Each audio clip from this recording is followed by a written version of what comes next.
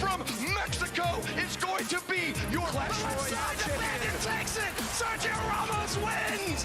Huge. And nothing to stop the Hog Rider. It's going to get switched on the tombstone. That's it. Nobody is the first ever CRL World Champions. And there you have it. The fire goes up. It's a gold this time. 293. That's the majority. Team Liquid is going to be your CRL champion. Team Liquid is done in surgical goal. 117 HP remaining. EQ trying to make room. Team Queso completes the reverse sweep, and they are your 2020 Clash Royale League World Champions.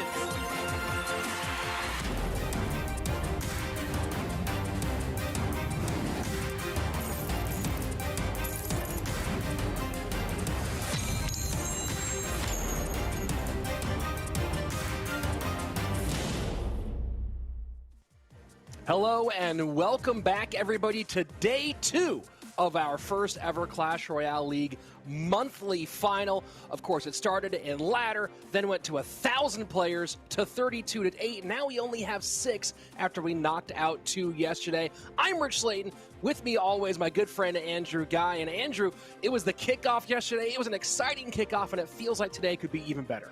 Dude, it was absolutely crazy. We have so much more money, so many more points to give out today. Yesterday, we said goodbye to Hajime and Richard, both of them walking away with an additional $2,000, some more points.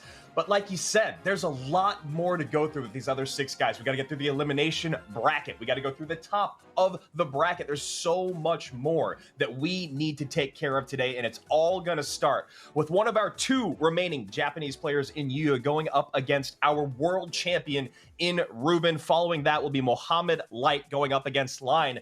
And then you're actually going to take over from there, Rich. But these 2 matches, do you have anything that you want to say, since you won't actually be here with me casting them? Yeah, 2 elimination matches. That's the fun part about this double elimination bracket. Up on the top end of it, 2 players who have a life to give in KK Mini Minter, but both those guys with their backs to the wall, which makes every single selection, every single moment so critical, especially in this dual format, which has changed so much about the way these players have to approach not just their actual deck preparation, but their analysis of their opponents. Yes, and we saw a lot of that yesterday. Some analysis paying off tenfold. Basically, you get 4 decks. Those decks have to have 32 unique cards. Each player has to win with 2 of those decks. They have to have 4 prepared, and we might see 3 of them, obviously, because it is a best of 3. But yesterday, we saw a lot of that happen. We got to the 3rd match, a lot of these matchups, or in these bracket matchups, and there was a bunch of sweeps towards the end of the day. And excuse me, and those sweeps led to a lot of money being given out. Honestly, as you said, Rich, we got $2 grand to Richard, $2 grand to Hajime, but you add that on to what they won for making it here. It's a pretty good month for both of those gentlemen. Yeah, not too bad either way, but every single match now is so important. These lower bracket matches, everyone's guaranteed 3,000, but you win that first one, you get to 4 or 6, and of course that upper bracket, the winner there is guaranteed at least 10 and a shot at that 20,000 monthly grand prize. On top of that, though, Andrew, and while the money is certainly important on the front end, on the back end, it's the full year picture, because over these 8 months, you accumulate points through ladder placement, through progression, through all of our different stages of the tournament, and of course, the big awards, that 100 points for the champion of each month. Right, and all those points get added to our global leaderboard, which will work us towards World Finals at the end of the year. More on that later, because right now we got to get into our first match of the day. Rich, my good friend, I'm going to let you take a little bit of a break, go check those numbers out, maybe help us on comms, and I'm going to bring our good friend Eric on. I didn't get to cast with Eric yesterday, but he did an incredible job. I'm really excited for him to be here. He's a world champion, he's a coach, he's a legend. How you doing today, brother? Great. I'm so excited. This is what I love, right? Today is elimination day. This is play your heart out. If you lose, you go home. I lived through it so many times, more times than I wish I did, sooner rather than later on some of the seasons, but I'm so hyped. So we're hopping into game number 1 here. Ruben top of the screen, Yuya at the bottom. Eric, what would you be telling your player in this moment, knowing their back's against the wall, knowing that so much money, points is on the line? How do you keep them cool right here, right now? Yeah, I think it's super important to just let them know that it's still the same game, right? This is what I always went through with the players. Yeah, our backs against the wall. Yeah, if we lose, we're out. But nothing's actually changed when you get into that game, when you get into that arena. So the most important thing is to stay calm and just keep playing and know what you're doing, right? Ruben knows what he's doing. Yuya knows what they're doing. The only thing that could cause mistakes is the nerves and the pressure. So if you just focus, breathe, and play your game, you should be okay. So speaking of knowing their game, we know what Yuya's rocking here. It's going to be probably Hog triple spell. Top of your screen, though, we're seeing Barb Hut for the first time here in 2021 CRL competition.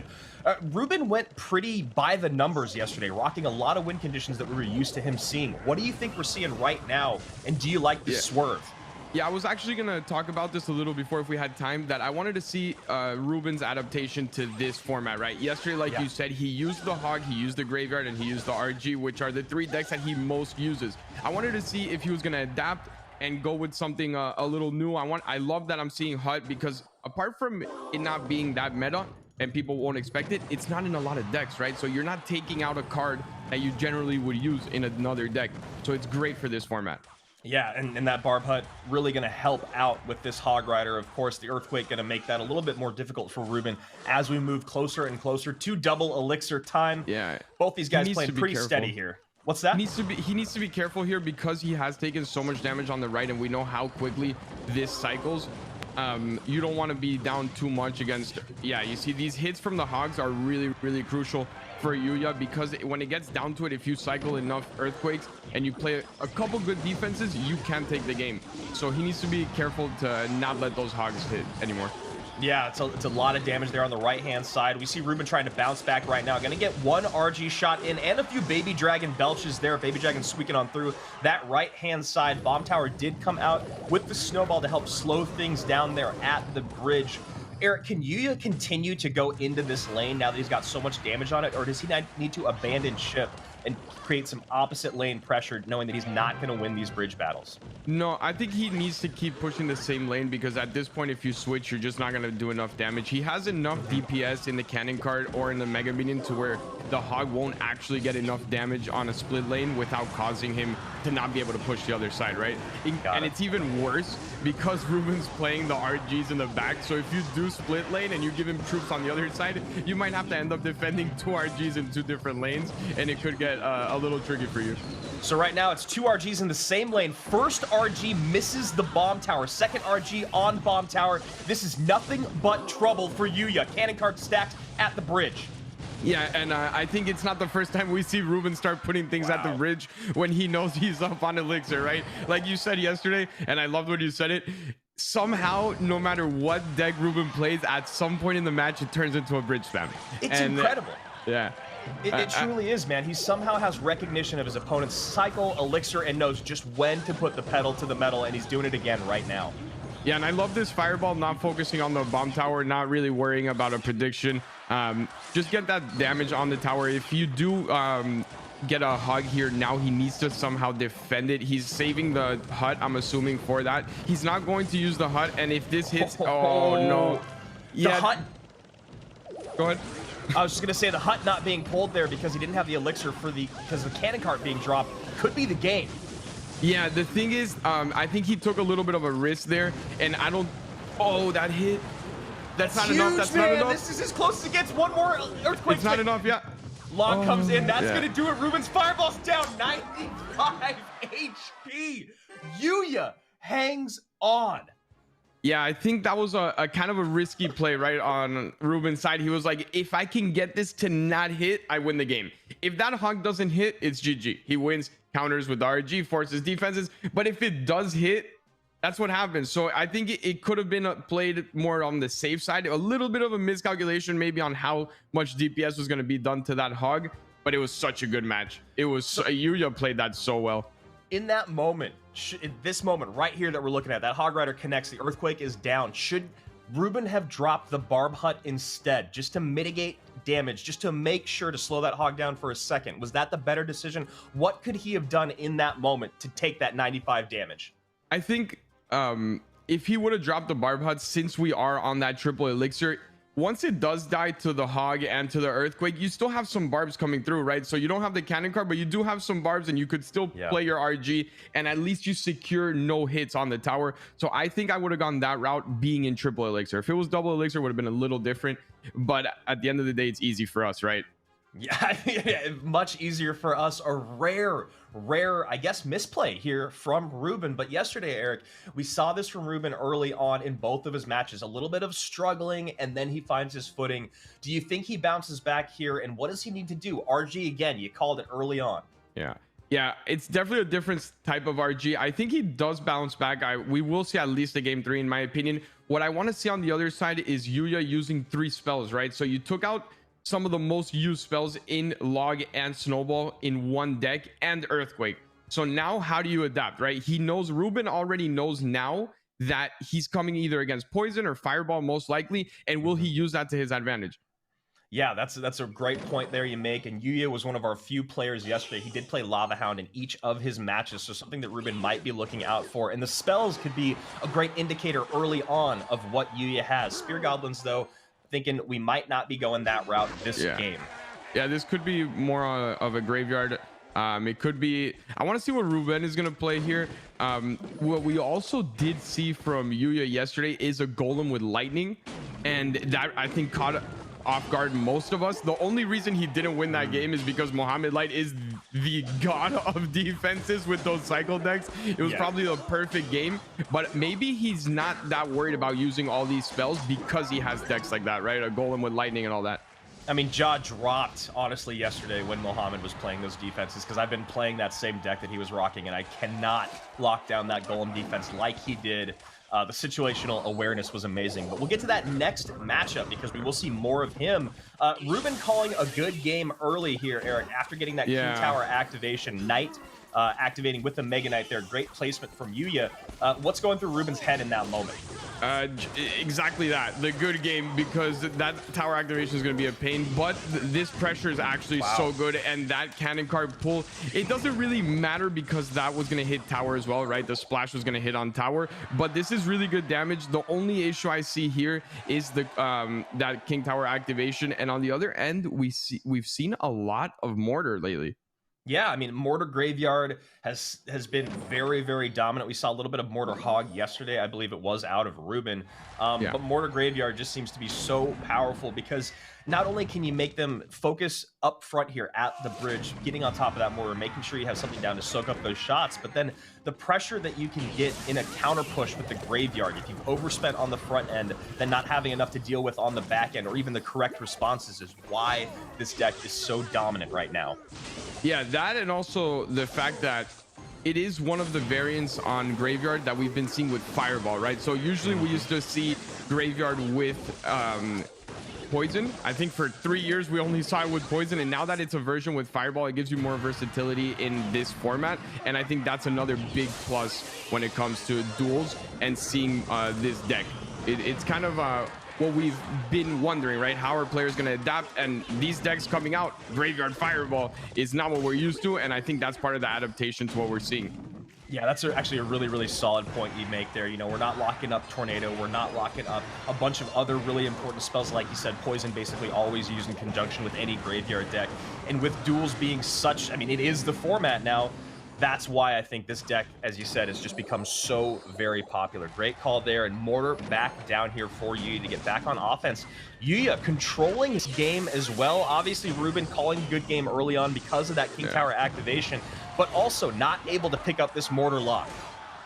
Yeah, and I think it's definitely a slight problem here when you have that King Tower activation so early, right? If he would have had it a little bit later in the game and already done some damage, Ruben could have still won this game. But when you don't really have to focus on the graveyards and you can just Night Hunter the Mega Knight, it's so hard to get any damage. And we saw it right there at the end. Ruben having to pour everything on at the bridge just to stop that mortar from taking his tower. As soon as that happens, Yuya does the correct thing. He drops the graveyard, goes on offense. Bar barrels in a little bit late. Doesn't matter. Skeletons can tank for that barb, get on tower. It's game over. Ruben walking away with 3 grand, 35 more points. Eric, are you surprised here? Yeah, I'm surprised. I mean, I don't think anyone's ever sat walking away with 3 grand and 35 points, but when you're Ruben, you expect to win, right? And I expected a big comeback from Ruben today. On the other hand, obviously, Yuya has surprised me so much. He came in here and has won against some of probably the front runners, right? He beat Mo Light yesterday. Now Ruben, it's not like he's just beating anyone.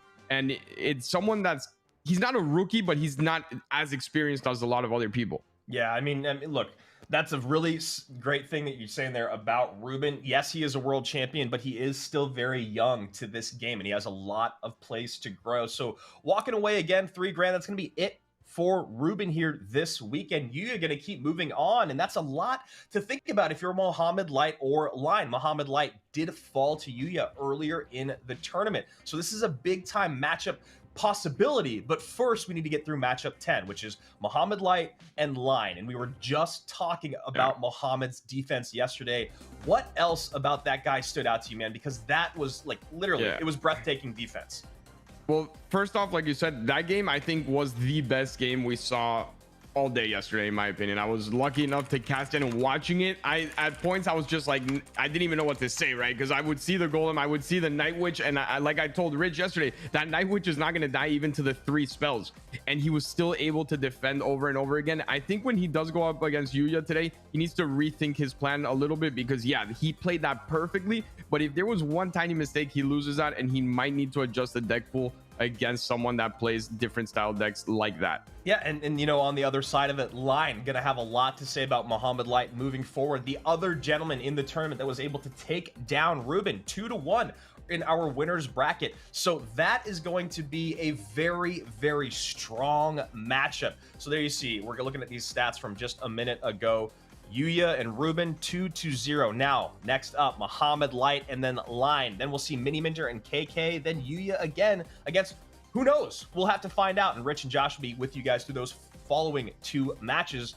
Light, Line, Korea and Egypt facing off. The golden chair is back, my friend. Yeah, I love that golden chair. I've loved it since the day one that I saw it, and I'm so excited for this match, Andrew. This is honestly going to be a match of 2 players that are so calculated in absolutely everything they do. I remember yesterday we spoke a little bit about when Line was going to play Ruben. They're both very methodical. They're calm. They're not quick to attack, but when they do, they take advantage of it. And Mo is the same way. So I'm so excited. This is another one of those Line versus Ruben, Line versus Mo that I love to see. And I want to get into this right away, and I'm so excited. I'm in the same boat, man. And you look at these numbers, they're basically the same across the board. Trophy count is a little bit harder to differentiate at this moment, obviously, with CRL going on. Mohamed Light is a guy that has been very vocal about playing for 5 to 6 hours a day, and he's definitely a guy that loves to push ladder. You can tell by the numbers right there. Line on the other side, maybe he's sticking to more GCs at the moment, maybe more practice getting ready for this tournament. Obviously, going 2-1 against Ruben yesterday was very, very impressive. Eric, when you have these guys like Light that are so good with quick cycle decks, low average elixir cost decks, what's your best advice for them? Because those decks are really unforgiving when you make mistakes, especially at this level.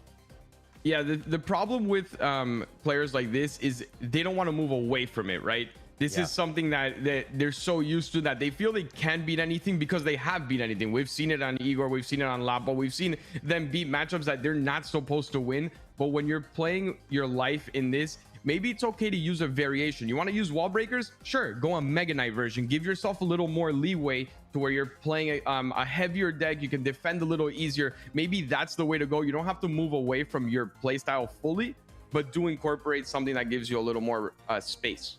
Yeah, and the other thing I'd love to see out of Light today would be to slow things down a bit in terms of elixir cost in his deck. Maybe just to throw his opponents off. Like you said, everyone knows how good he is with decks like this. So as we hop into this 10th match, it'd be really nice to see Mohamed Light change things up just a bit, just to make sure he's not super predictable as we continue moving through this tournament. But as you said, really important, sticking to what's comfortable so he does actually make it through this match 10. So here we go, man. Both these guys, very, very impressive so far.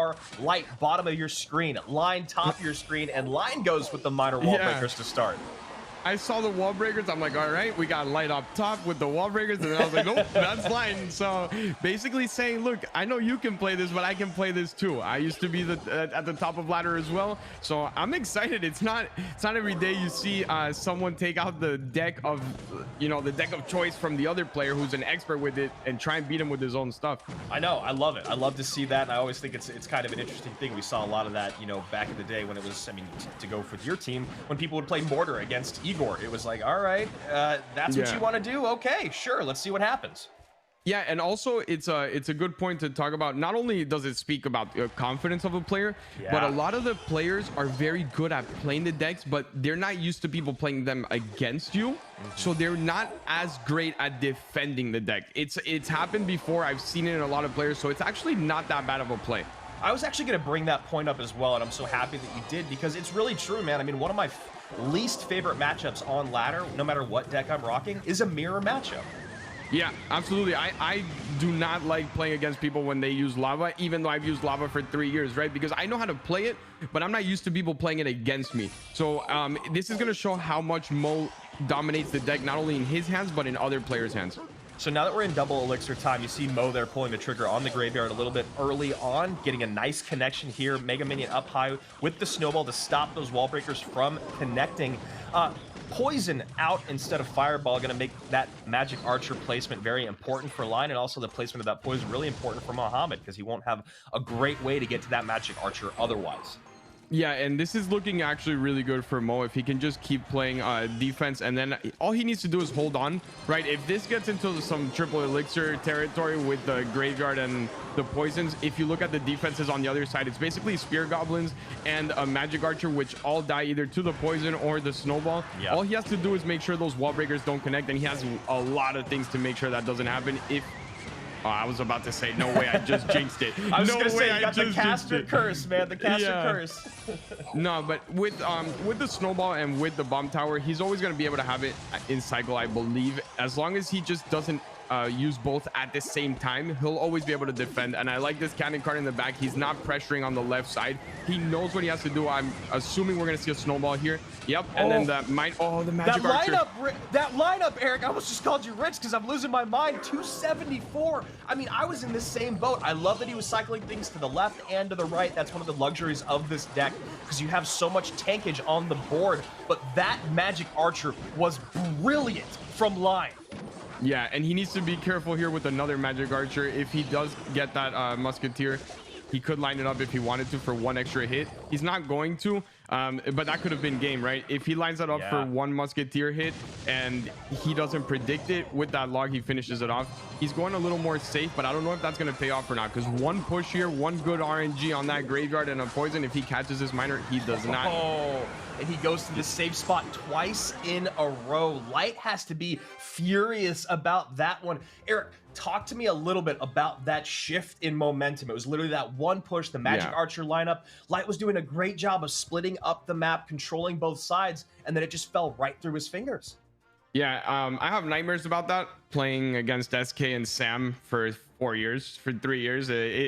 You're always worried about the Magic Archer, and I think that is something when you play against the top players that you need to be careful of, right? Yes, you did play a cannon card in the back, but when you're playing against these matchups, you need to have it in the back of your mind that he will throw a Magic Archer, or he will try to get advantage from that, and you need to have something ready. You need to try either to predict it or try to get that away with the snowball. Unfortunately, he used the snowball on the wall breakers, and he wasn't able to retarget that Magic Archer. And it's such a beautiful lineup. Cannon cart falls off of its wheels up front. Horrible set of interactions there for Light. Literally any other card would have been better. The Musketeer stayed to the left. The Mega Minion moved forward. But the cannon cart falling off of its wheels in front of the tower, just devastating stuff there for Light. And then you saw Line going for that spell cycle race with the miner, of course, log and tornado plus the snowball in there. Just so much stuff to get damage on that tower. Line playing great in the tournament so far through 2 days. Yeah, definitely. And this is two of our front runners for this tournament going down early, right? This is 0-1. He's not out yet, but Line just used the deck that Mo likes. So now I want to see him go more onto his comfort, and I want to see how good Lion is going to play in these next matches with the confidence. You just want a matchup that honestly is not easy with the poison and the snowball. You used his deck, so you should be feeling really good right now. I agree. I think that you go with something that is somewhat comfortable for Line, but that really, really counters what he knows Light loves. That's a really important thing to do right now. He's got a game to give, so worst case scenario is he runs something that really counters that. Light doesn't go that direction. They end up 1-1. And if it's straight up, just head-to-head gameplay, it's clear Line can hang at Mohamed Light's level. With Light, was that really a mistake or a misplay by him, or was it just a really, really brilliant play by Line? Yeah, I don't think I can chalk that up to a mistake because he didn't actually do anything wrong, right? A mistake is when the only thing is that Line was one step ahead in the thinking process in the match, right? He was always that one little step in front, and that's not really a knock to Light. It's just how good Line played, and I'd love to see Line come out with one of the lava decks, right? Because if Mo does come with one of these wall breaker decks, not only is it hard in itself, but lava's being used right now with arrows, so it's even worse. So I'd like to see him try and maybe, you know, take that risk. We see a snowball, so I don't think it's going to be a lava. But Light doesn't seem to be running wall breakers either. Wow, Ice Golem coming out. Not a card that we've seen much here in 2021, but obviously the favorite card of my co-caster, or one of our co-casters, I should say, Rich Slayton. This is an interesting start to this matchup. Giant Skeleton, very, very popular ever since, what, I believe it was halfway through 2020, or maybe the beginning of 2020? Yeah, and what I did notice today is so far we're seeing that Light and Ruben both had the same kind of strategy, right? Let's not show what I've been showing. And I want to see if it's the same outcome or if it is going to play a little bit better for Light here and how they're going to adapt moving forward, because it didn't work for Ruben. And if it doesn't work for Light, maybe they just stick to, you know what, let me stick to my own decks. Let me stick to what I'm used to. But I do like the risk. Totally. I mean, I think it's a bit counterintuitive, right? Like, we're sitting up here in the booth going, you're predictable, it's predictable, we know what you're going to play. So then you change things up and then you lose when you played predictably and you won. So it becomes a really difficult thing to place, especially when you expect a lot of these guys to come back at least in the monthly qualifier in March. But most likely we'll see them here in CRL at least in a couple more months as we move through the year.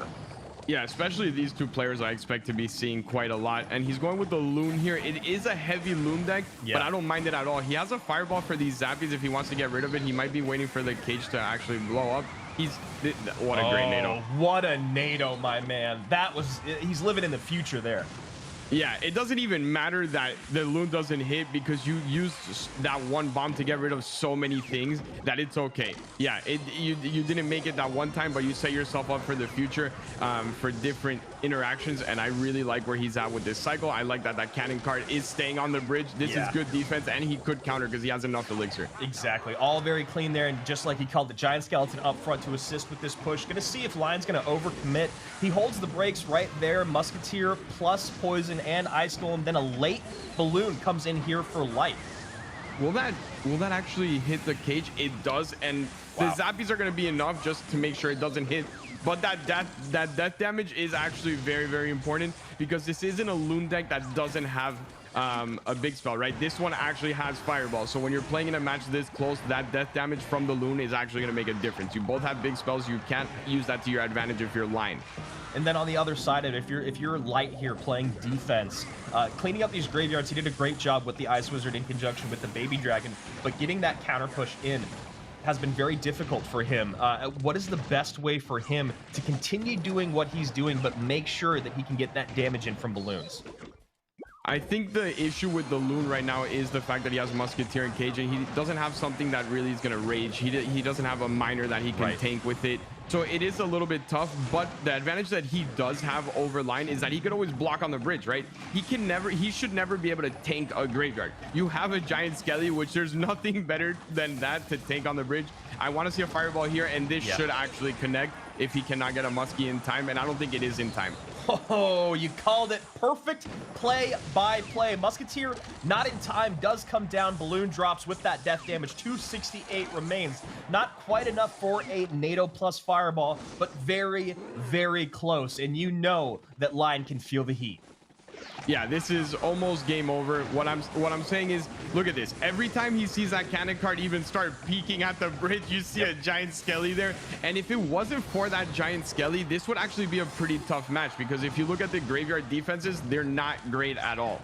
And that's one of the things that you have to do in matchups. Sometimes you know a specific card is the best response at any single time, any one moment. And there's a great Fireball plus NATO to close things out. Great patient spell cycle there from Light.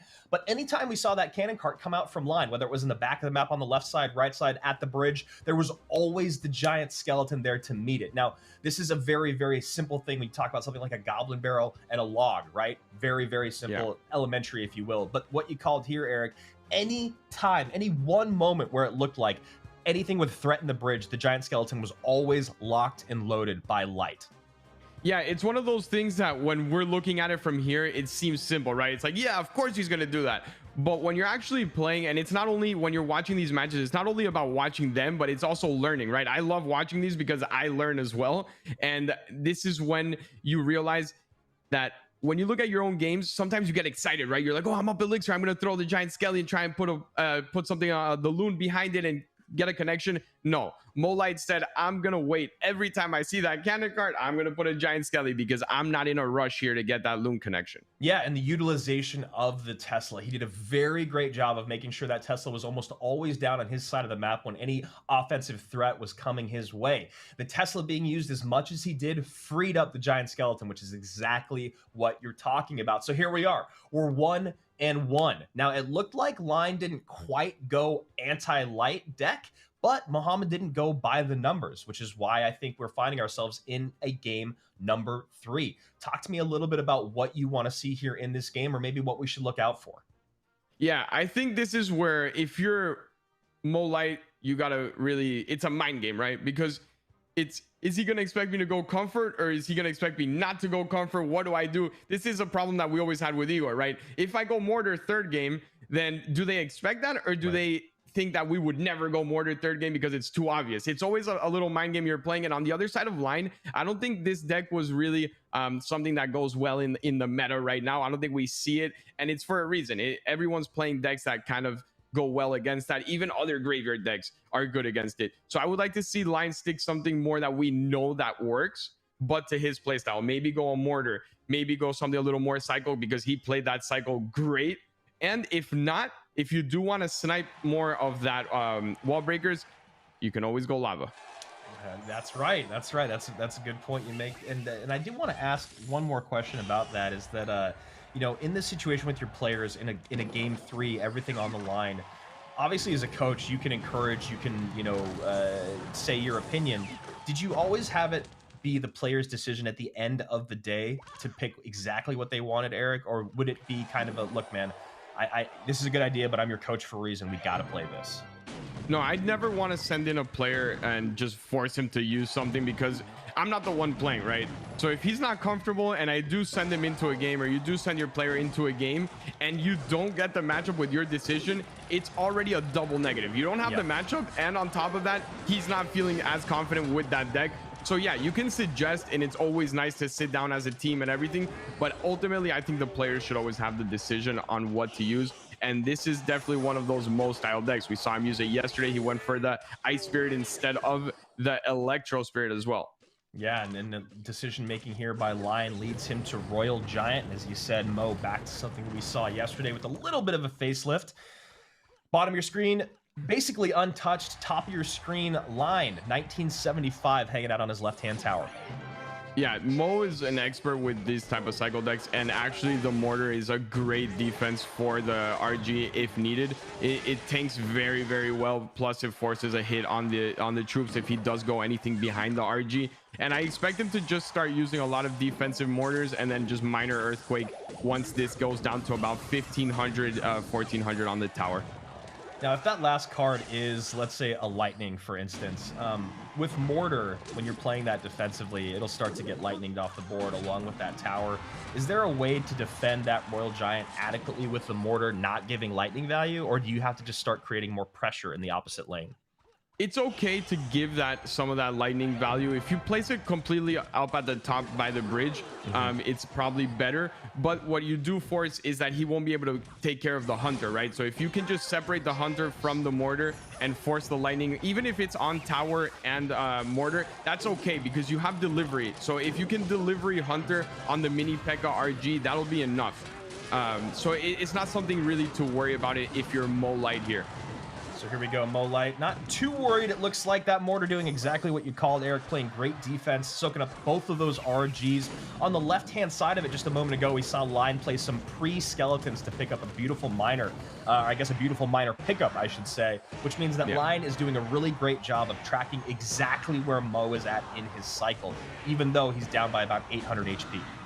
Yeah, this is what I spoke about a little bit before. Once he did get that tower down to like around 1300, 1400, the mortars were going to be completely defensive, right? And just start using miners and earthquakes. And that catch on the miner was actually phenomenal with the bar barrel. Just once again, yeah, the bar barrel comes out before the miner even populates the map. An Electro Spirit there just for good measure in case, you know, and it's an even trade. And like you said, a beautiful catch of that miner once again.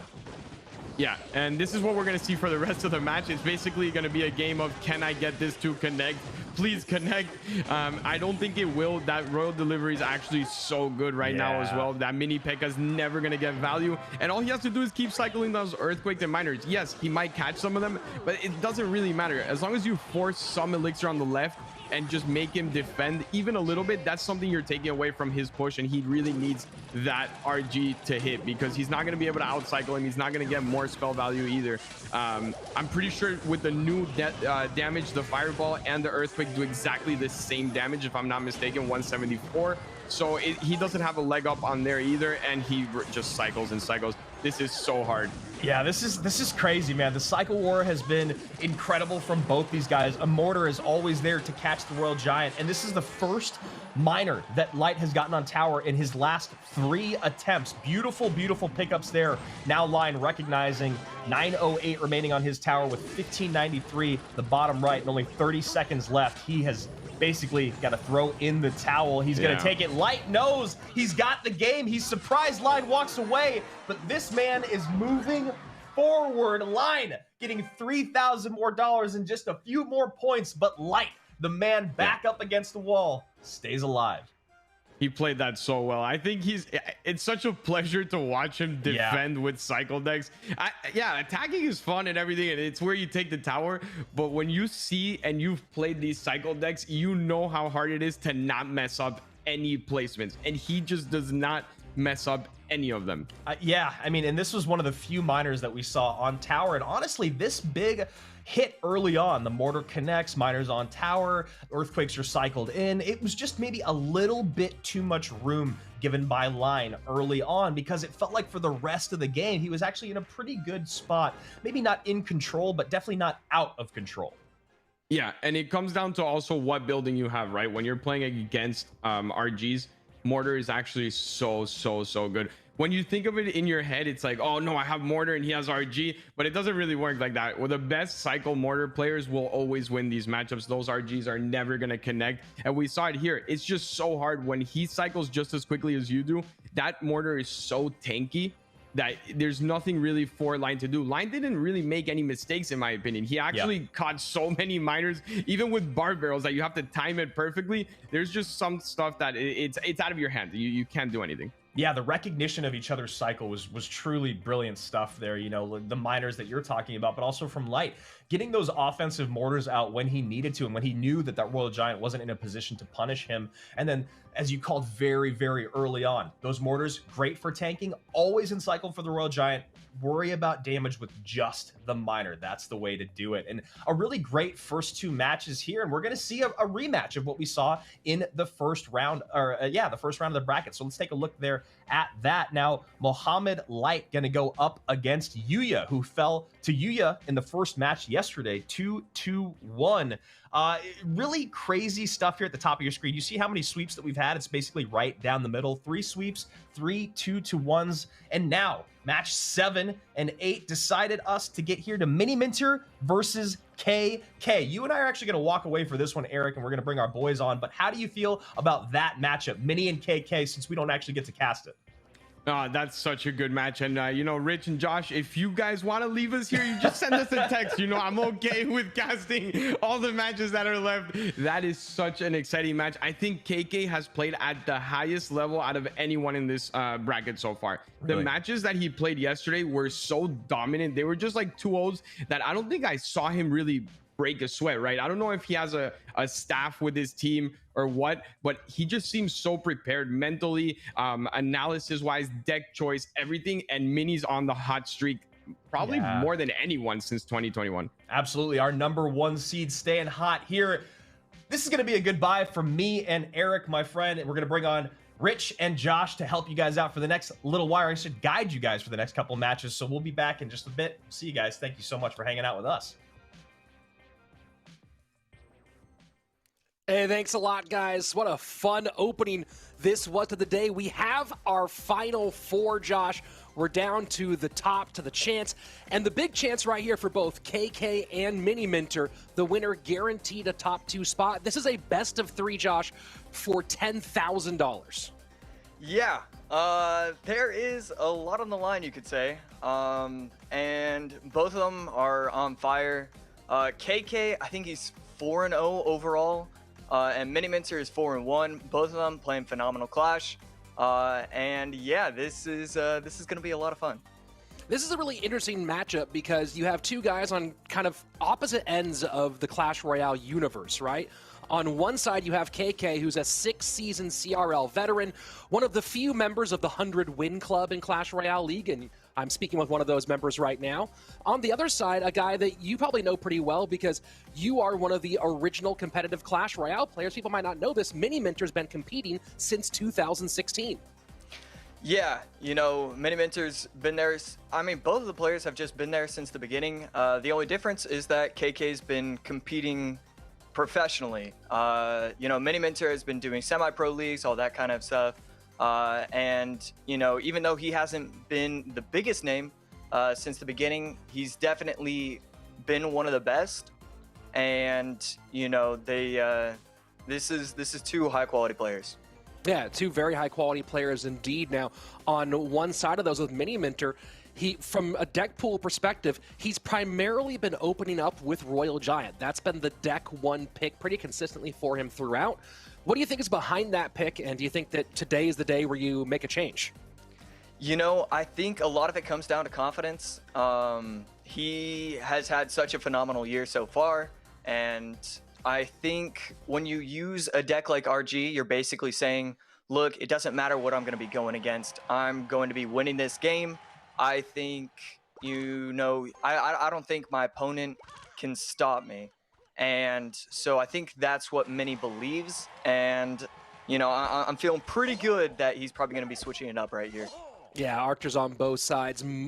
The most common, of course, being Graveyard for archers right now, although some people still running archers variants of Hog Rider, but looking like Graveyard for KK and an aggressive early Cannon Cart Graveyard, and we're going to see a mirror match here in game number 1. Yeah. Oh, the Cannon Cart lock is going to be huge right there. Almost is able to take out the Cannon Cart, or the Graveyard is almost able to take out the Cannon Cart as well. Not the start Mini Minter was looking for. We could see an aggressive Graveyard in response. Instead, just going to go in with a beautiful snowball right there to take the tower all the way under 2,000 HP. And there you go, firing right back as Mini Minter. So first minute away, and no warming up period, no feeling out, just insane aggression right from the get-go. An interesting note on this Graveyard deck, Josh, is that Graveyard tends to be played so far in this event almost exclusively in games 1 and game 2. People are not waiting for game 3, where it feels like most people playing duels at home are saving Graveyard until they see if their opponent wastes some Graveyard counters. So any thought as to why Graveyard's typically coming out in the first couple of games rather than being a game 3 pull here? I think it's just that they feel so strong with it, and they don't want to give, you know, they just want to get out to those hot streaks, like the hot starts. And so they think, you know what, I'm going to go in immediately. I'm trying to steal a game already. It's the reason why, you know, everybody's using Graveyard and everybody's using RG.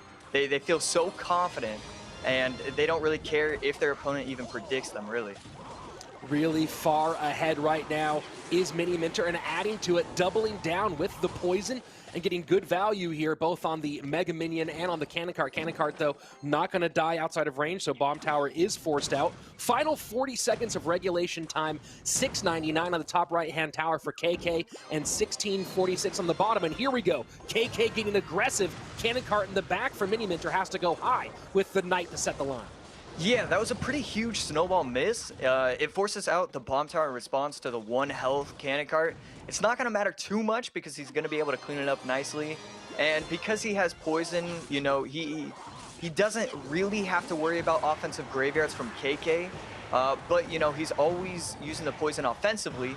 So this could be huge for KK right here, except the poison is going to be able to take out the Cannon Cart. Had that not taken it out, we could have seen a huge offensive push.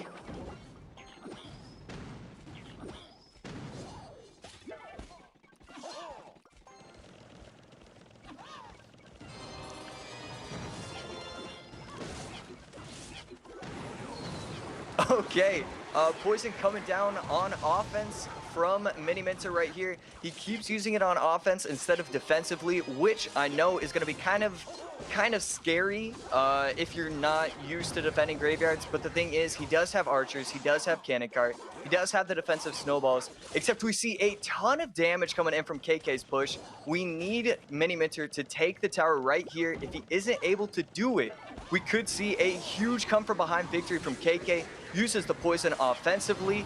Knight coming in response from KK. This is just going to be graveyard versus graveyard. Which one is going to be able to put in the work right here?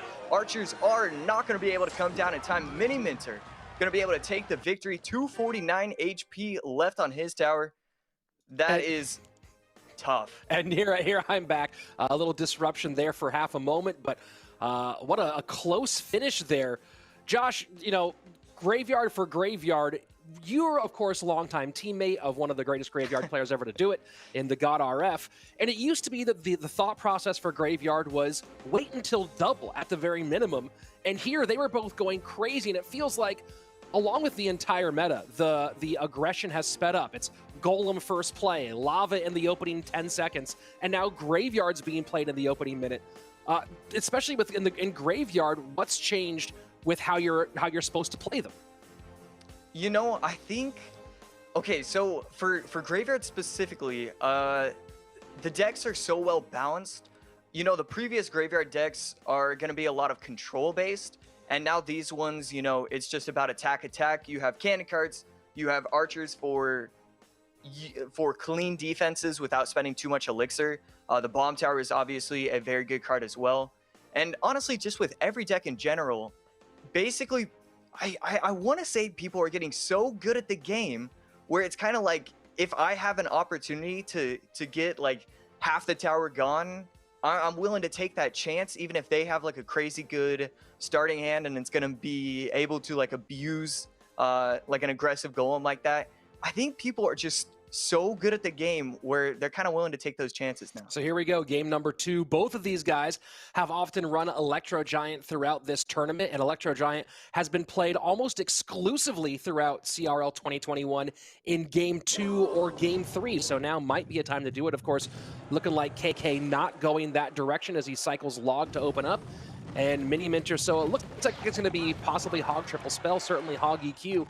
And the Giant Skeleton comes out from Mini Minter, looking like maybe he's going Royal Giant here. Yeah, I think the thing about Electro Giant is you don't want to play against Bomb Tower. So people just aren't willing to use it game 1. They want to get that out. This is going to be okay. I love that Miner placement. He's not going to be able to catch the Hunter exactly how he was looking for, but that is going to be huge right there. Wow, replay booth, pull that one. That is an opening moment knockout blow. Mini Minter right now would have to trip and fall to give up this lead, it feels like. Has the NATO on defense, going to be able to hold off a lot of these Royal Giants, assuming he has the DPS and Tesla on top of it. I mean, can we call right now, Josh? Look, I hate calling games early because it always like comes, you know, it comes back to bite me. But I think I have to say yes on this one. He has Tesla, he has Iso's NATO, he has Giant Skeleton. KK doesn't have the fishermen to be able to pull off the giant skeletons, and these defenses, you know, he does have a huge cycle deck, so we definitely could see something crazy right here. But this is going to be so extremely difficult for him to get past this. Royal Giant does not connect with the Tesla high. Baby Dragon working on defense as well. Royal Giant should get one, maybe two shots here, so a bit more getting through for Mini Minter than maybe he'd anticipated. 330 on the top left side, 1598. Do you expect Mini Minter to be throwing any balloons on that left-hand lane, or is it going to be pure minor play? I could see him, you know, obviously if he uses the Hunter on offense, we are going to see it. Otherwise, you know, I think he probably should be waiting until double or until the game is officially over. But, you know, we see him get the tower down to 90. Obviously, from now on, we shouldn't see another balloon coming out, but, you know, crazy things have happened. Icewiz working on the left-hand side on defense. Royal Giant getting quite a lot of damage. 25 seconds left. KK needs the sack tower and just commit to one of these two lanes, get it down, and there you go. I'm kind of surprised about the Hunter pull there. I mean, I guess there's no big spell out of his opponent, so trying to go ahead and catch with the miner might have made sense, but it feels like, given how hard it is to break through, that maybe doubling down in that right-hand lane might have been the better call. Yeah, he just didn't adjust really, and that's going to be killer if you're not willing to. We saw this when, I forgot who it was, but they NATO'd defensively and then immediately followed up with the giant skeleton. You know, when you make those huge mistakes, when you give up too much damage, you have to recognize, look, the tower's done. I gotta understand that, and I have to make sure that, you know, I find the best way to take out the tower, even if it means giving up your own tower. And this is that opening play. This was the game right here. Prediction Miner gets there a half second before the Hunter. The Hunter comes down, and the Miner picks it up perfectly. And then the NATO pull to bring it all to the giant skeleton, recognizing the situation. Mini Minter played that opening moment pretty much picture perfect. Yeah, he was down 2 elixir, and he was up 2,000 damage. That's a pretty good trade-off, if you ask me. So there you go. Our first winners bracket finalist, guaranteed top 2, guaranteed at minimum $10,000. Mini Minter goes on through. Now, of course, KK not eliminated yet. He has a loss to give, so now he falls down into the lower bracket, where he will face the winner of the lower bracket. So he's awaiting the results of one of our upcoming matches. We'll take a look at that situation right now. So as you see, it's going to be Mini Minter moving on into our overall grand final. Yuya versus Mohamed Light will be coming up next. The winner of that will face KK. So we might be running this one back if KK can beat the winner of our next upcoming match. But of course, that makes the journey so much more difficult, because now Mini Minter only has to win one more match to win it all. Whereas any of these players, including KK has to win at least 3, has to beat the person who he faces next, and has to beat Mini Minter not just once, but twice, because of that extra life to give. So you see just how important staying in that winner's bracket is. But coming up next, what a great one here. 2 players who both have a lot that they feel like they probably want to prove. They've both been very, very good. They've both been sometimes great, but neither one of them has that signature moment in competitive play that really they can hang on their wall. And a big win today here for either Yuya or Mohamed Light would be a great trophy to add to their collection. Right. Yeah. Both of them have obviously proved themselves today that they are one of the best players in the world. But look, top 4, that's incredible. You know, you're coming away with a huge payday. But top 3, top 2, top 1, you know, that's something special. That's something, you know, you can hang on the fridge right there. Every single match at this point is huge, right? They've both guaranteed themselves, I think, $4,000 in the prize pool. A win here gets you to 6. 2 wins gets you to 10. Right? So you're so close. That difference, it seems like not a big deal. You're like, oh, I'm walking away with a pretty big prize pool. But now you think, oh, if I win just a few more BO3s, I get 20K. That's a huge moment and maybe a lot of pressure for either one of these guys. And speaking about pressure, someone who keeps it on himself all the time, Mohamed Light, who is here in our top 4 right now, is also currently top 10 on ladder right now. So talk about that insane work rate right now being put on by the Egyptian. Yeah, you know, a lot of these players that are so skilled, especially these cycle players, they're willing to put in the hours, put in the work, 8 hours, 10 hours, 12-hour days. Look, you might think I'm exaggerating, but I promise you, Speaking from experience with Lapacati as my teammate, I wake up, you know, if I wake up to get some water or something at 7 a.m. and I see him in the living room, you know, trying to just grind and ladder, like these guys are willing to put in the effort, and it doesn't shock me that he's top 10 right now. Yeah, no, not at all. This has got Muhammad Light has been a ladder grinder for a long time, a top tier ladder grinder, and of course, as we've seen so far, maybe one of the top players overall on the day. A lot of people picked him as their favorite coming into it. And while Mini Minter currently is the undefeated player in this bracket, it feels like if there's a win for top gameplay of the weekend, Muhammad Light feels like he's the odds-on favorite. Yeah, obviously with that Golem versus Hog matchup, that was, you know, some of the most beautiful Clash I've ever seen in my entire life, really, especially with all that was on the line right there. He's been using Miner so effectively, Cyclone Earthquakes when he has to, Cyclone Fireballs when he has to with Graveyard. Just he's been playing really, really well, really solid gameplay so far. So here we go. Muhammad Light top of your screen, Yuya at the bottom.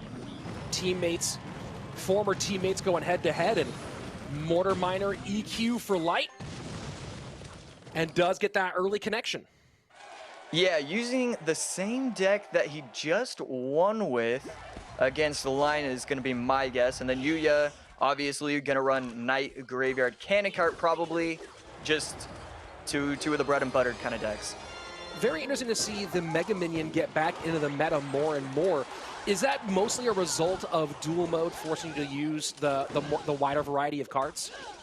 I think a lot of it comes down to that, and also the fact that they're with Graveyard, without NATO, you need to be winning every single bridge battle, and there's no better card. I mean, it's literally Mega Minion or Inferno Dragon, and Inferno Dragon only works in a select few decks. Mega Minion, you can kind of fit it in any deck. It kind of is like an A-tier card where it's not like the greatest card ever, but it is one that puts in work. It's a very effective no matter what kind of matchup you're going against. And so when you're running Graveyard, you kind of want that card that can do well against anything, and that's what Mega Minion is able to do. Mortar taken out at the bridge here. First 2 minutes ticking away right now, and at the moment, fairly even the lead, 2017 to 1900 in favor of the Egyptian. And he pressures with the Spear Goblins at the bridge, left-hand side, snowball in, so that Miner going to do a whole lot less. Of course, going to get a couple of shots in with the help of that Ice Spirit for a cap on it, but now to the right-hand side, and the Valkyrie does not catch the Knight early enough. Yeah, kind of surprising play right there. Forced out an errant Ice Spirit as well. But I want to touch on the fact that, you know, he did have the right tower down to 1900 and the left tower at 20, you know, just over 2000. But as soon as he sees Yuya go in on the right lane, we see him swap lanes. That's what you have to do when you're running these kind of minor decks. You want to be always going the opposite lane when you're going against Graveyard, when you're going against you know, control kind of decks. You need to make sure that you're going opposite lane. Otherwise, they're just going to be able to build pushes. And once they start building pushes, that's when it's very difficult to defend. Spears in low to work against that Graveyard. Poison comes in, doesn't get them, and the lead now does go back to Light as we go into sudden death overtime, 12-12 to 1400. It feels like, at the moment, Light doing a pretty good job. He has Valkyrie, he has the Spear Goblins, and of course Delivery and Hunter both can help out with the Graveyard defense. How hard does it get to defend in this situation, though, as we get closer to triple? Yeah, I mean, we see right there with the Hunter being forced out at the bridge like that, like it gets extremely difficult. Some of the, you know, some of the cycles you can get yourself into, if you waste a Valk anywhere, you can be in a situation where they can just kind of stack and just overwhelm you, really. So he has to be very careful about that. I love that minor placement right there. Yes, it's in, you know, it's in range of the bomb tower. But that's not really a problem. You're just trying to get a little bit of chip damage every single time, and then once it gets really close to the end of the game, that's when you can start going really heavy with the EQ cycle. And a good Graveyard play here from Yuya. The Poison does get on the Spear Goblins. and able to get the snowball in to take the lead back. 8:52 now to 10:68. Pressure from Mohamed Light on the left-hand side. This time Miner does go to the back, and the Knight High means it cannot catch, and just barely able to catch that cannon cart right now is Mohamed Light. The EQ on defense here against the Graveyard and Poison, but now ticking away deep, and one more Skeleton gets a shot. 2:18 on the right-hand side with 35 seconds left. Yeah, he needs to get extremely aggressive. Otherwise, he's just going to be able to poison and snowball him out. He's going in with a Miner and catches it again with the Archers. Yuya doing a phenomenal job of catching it every single time, and a great win right there from Yuya. Game number 1 goes to Yuya, so might be seeing a similar result from what we saw when these two met earlier in the tournament. And Mohamed Light, you know, it feels like it's a guarantee he's going to play Mortar Miner at some point in these matches. And you understand why he's so good with it and had some great moments here, but it just felt like maybe he didn't get enough done early on in this matchup. Yeah, Yuya kept it close the entire time, and then just solid defense over and over again, going in with aggressive poisons, but not too aggressive. Always knew exactly how much elixir to go on offense. He just split everything extremely well. I was very impressed by the bomb towers on defense. He spread everything out, and he just went in exactly how he's supposed to go in. Let's go ahead and take a look at some of the matchup data here between these two. And of course, tower damage, that's usually a valuable one to get when you're trying to win a game of Clash Royale. And so far, it's been Yuya playing very, very well in this lower bracket. Of course, Mohamed Light as well. Graveyard played in game number 1. Yuya's been one of the players, Josh, who's leaned on Lava Hound the most out of this pool of players overall in this weekend. Do you think that's where he goes here in game number 2? Look, I always love Lava. You know, there's so many matchups where you can just get 100 zeros. Look, you only have 1 or 2 troops that are actually good for it. Hunter is already out, so you can't use Hunter anymore if you're Mohamed Light. It's never a bad idea when you see Hunter out. That's when you can really get aggressive with Lavas. I don't know if we're going to see it right now, but I would love to see him use it game 2 or game 3. I just want to see him use it in this matchup. So here we go. Game number 2 on its way, and Lava Hound has commonly been a game 2 or game 3 play, although he did pull it out in his first match against JP in his game number 1, and the same thing against Anthony 7-5-6. So we'll see if he does go with that same rhythm here and hold on later, or if we take a little bit more time. And with this delay here from Yuya, it's feeling more and more like it might be going that Lava Hound direction. Of course, we did see Golem Nightwitch yesterday. Yeah, and I really like this, you know, go comfort, go ones where you don't have to, with all the pressure on the line and with the advantage, putting yourself in a situation where you don't really have that much pressure on yourself. You don't have to make that many crazy plays. You can just play solid offense and be able to get past him. You know, I love those kind of decks when you have the advantage with a 1-0, 2-0, 2-1 kind of lead. Kixlay, aka Mohamed, I don't know what he's running where he's not playing already. This isn't what I'm usually seeing from him. Yeah, it's a strange moment here for him, and maybe he just doesn't want to commit. It might be a starting hand situation as well, right? He might not have something in the starting hand that he wants to get out to either create offensive pressure or to cycle at this stage. So we're going to see a full-on staring contest. Now, this gets really interesting here, Josh, because if Yuya is running Lava Hound and we have not seen Graveyard for Mohamed, that could get really dicey. Yeah. And, you know, if he tries to go in with a Lava, look, it will be double elixir, almost. Okay, so we aren't going to see Lava. What I was going to say, though, is, like, if he tries to go in with Lava, a cannon cart Graveyard at the bridge could have been it could have been very, very dangerous. Instead, we're probably going to see Golem once again. Using Golem against Mohamed after that beautiful display, I think he's basically saying, look, you're not going to be able to pull that off again. And here we go. It's going to be Graveyard from Mohamed. So we'll see the kind of opposite lane pressure he can create. And, you know, I'm wondering if maybe some of that move here was that Graveyard buried? Was he expecting maybe to be up against Golem and wanted to be able to pressure opposite lane? It feels like, obviously, he couldn't create that early opposite lane pressure. Yeah, and, you know, a Cycled Knight, you got to be careful about using those if you're going against Expo or something like that. I get why he didn't want to get aggressive.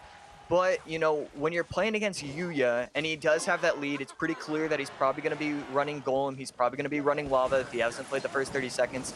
I am very surprised that he wasn't willing to put in, you know, he wasn't willing to cycle cards. Yeah, it's a really weird question of what that starting hand might have been. So here we go, Graveyard in, but Ice Wiz, Baby Dragon, Bats, Barb Barrel, just about everything being used on defense right now. And of course, Yuya happy to go Golem right into that same lane. Yeah, at this point, every time he gets a Golem in his hand, he's basically going to be playing it. He can always get lightning value when it comes to mechanic cards, when it comes to the Musketeers.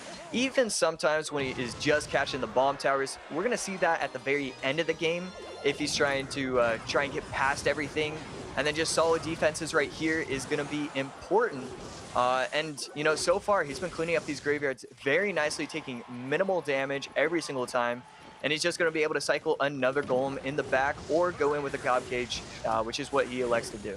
I mean, what does Light do in this situation? I mean, it looks like he's going for it, which is the Knight Cannon Cart push, cheaper than a Graveyard, and the Cannon Cart does connect here, but the Knight pushes the Cannon Cart out of tower range.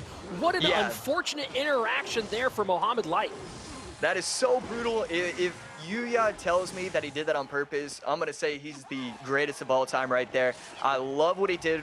And look, that was a lot of patience. Even if the Cannon Cart would have still been locked, I really like how he delayed everything. He knew if he tried to defend with a Night Witch, if he tried to defend with a Barb Barrel immediately, it would have been extremely dangerous for him, because then Mohamed would have just been able to snowball on top, and that would have been able to take everything out.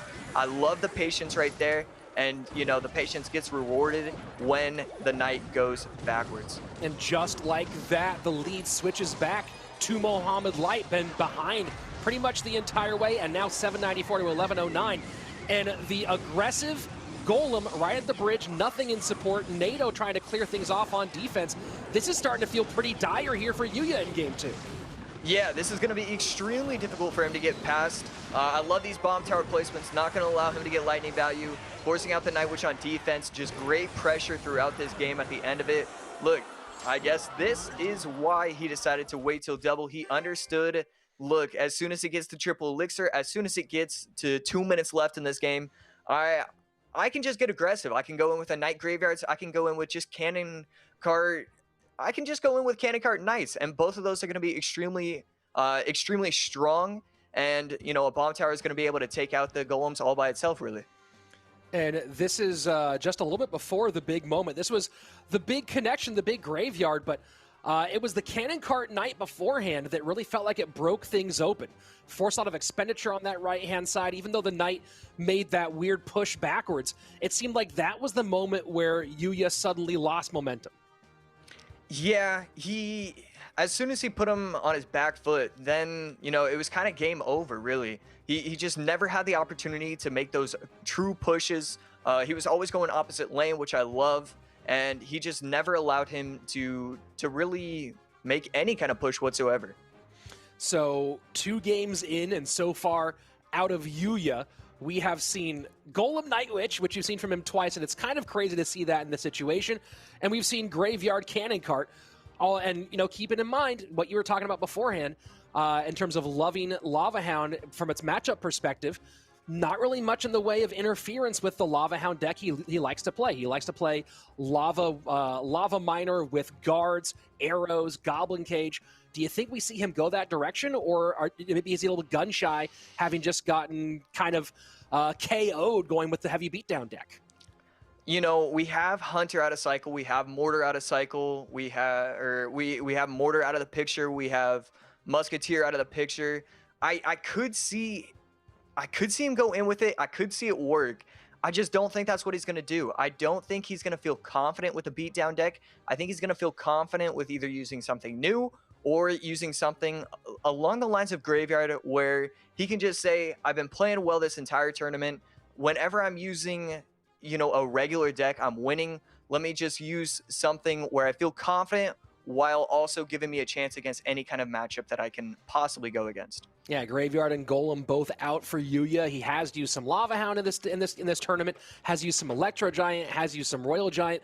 Pretty much his whole deck pool from this point forward up to this point has been fairly heavy. We haven't seen much in the way of anything quick. We haven't seen Hog Rider out from him. We haven't seen Royal Hogs. Haven't seen anything really quick cycle. Haven't seen much in the way of Loon from him as well. So hard to kind of figure out what Yuya's got going on.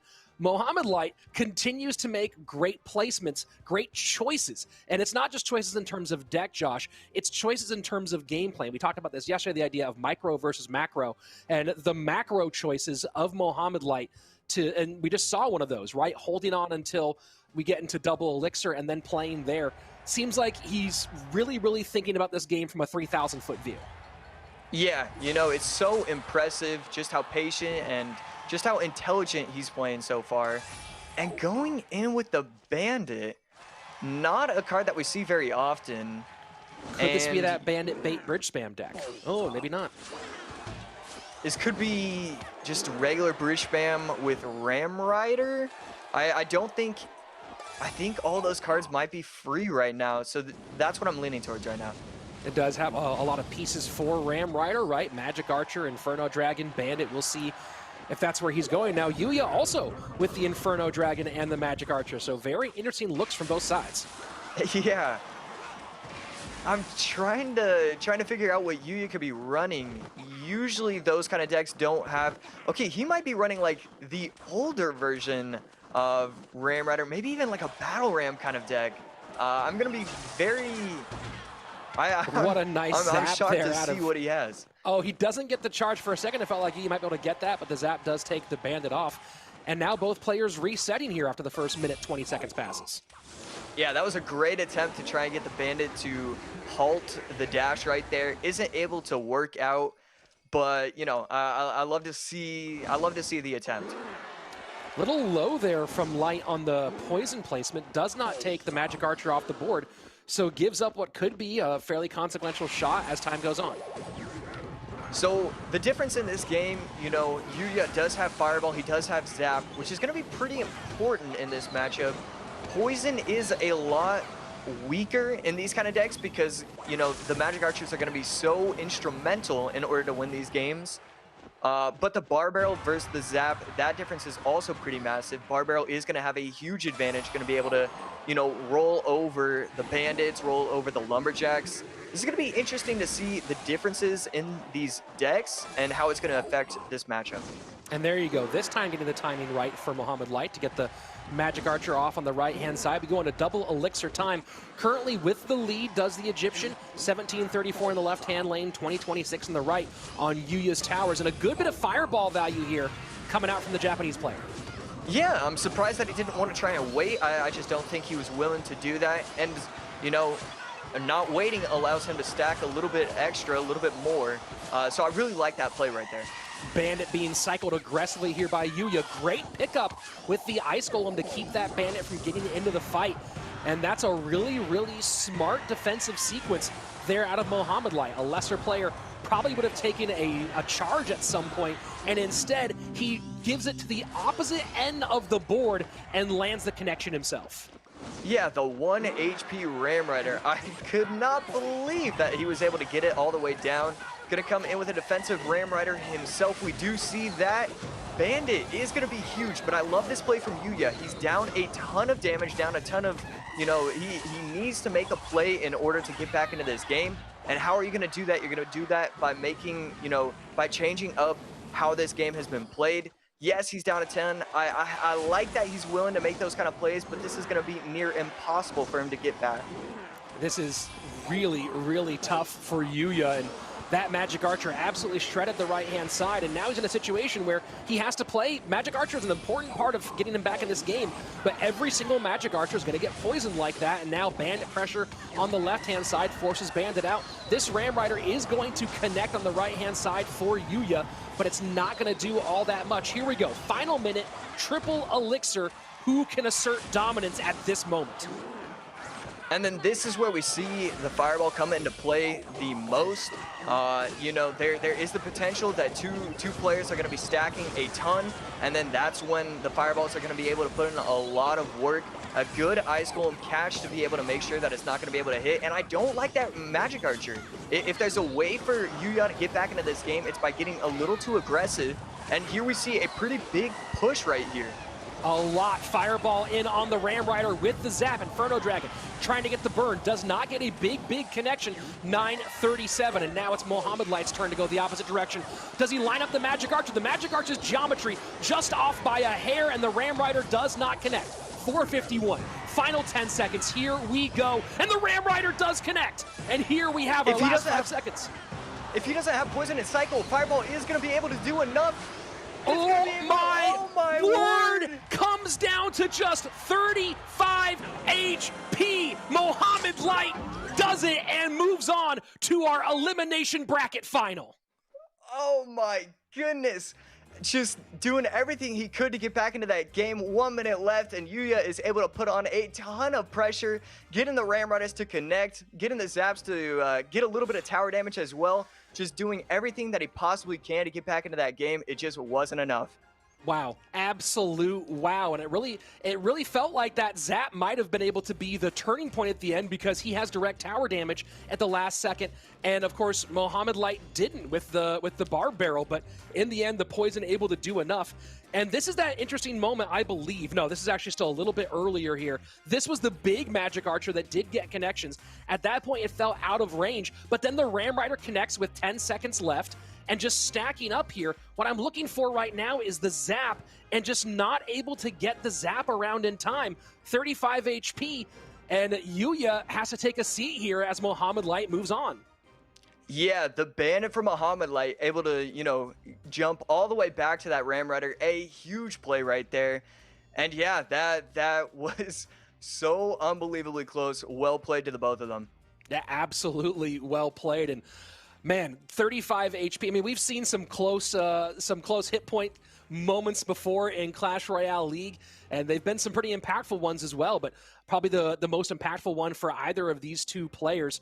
That does move Mohamed Light on to our lower bracket finals, where he will face KK in a match for $10,000. Winner moves on, is guaranteed a spot in the top 2, and faces Mini Minter in our grand final.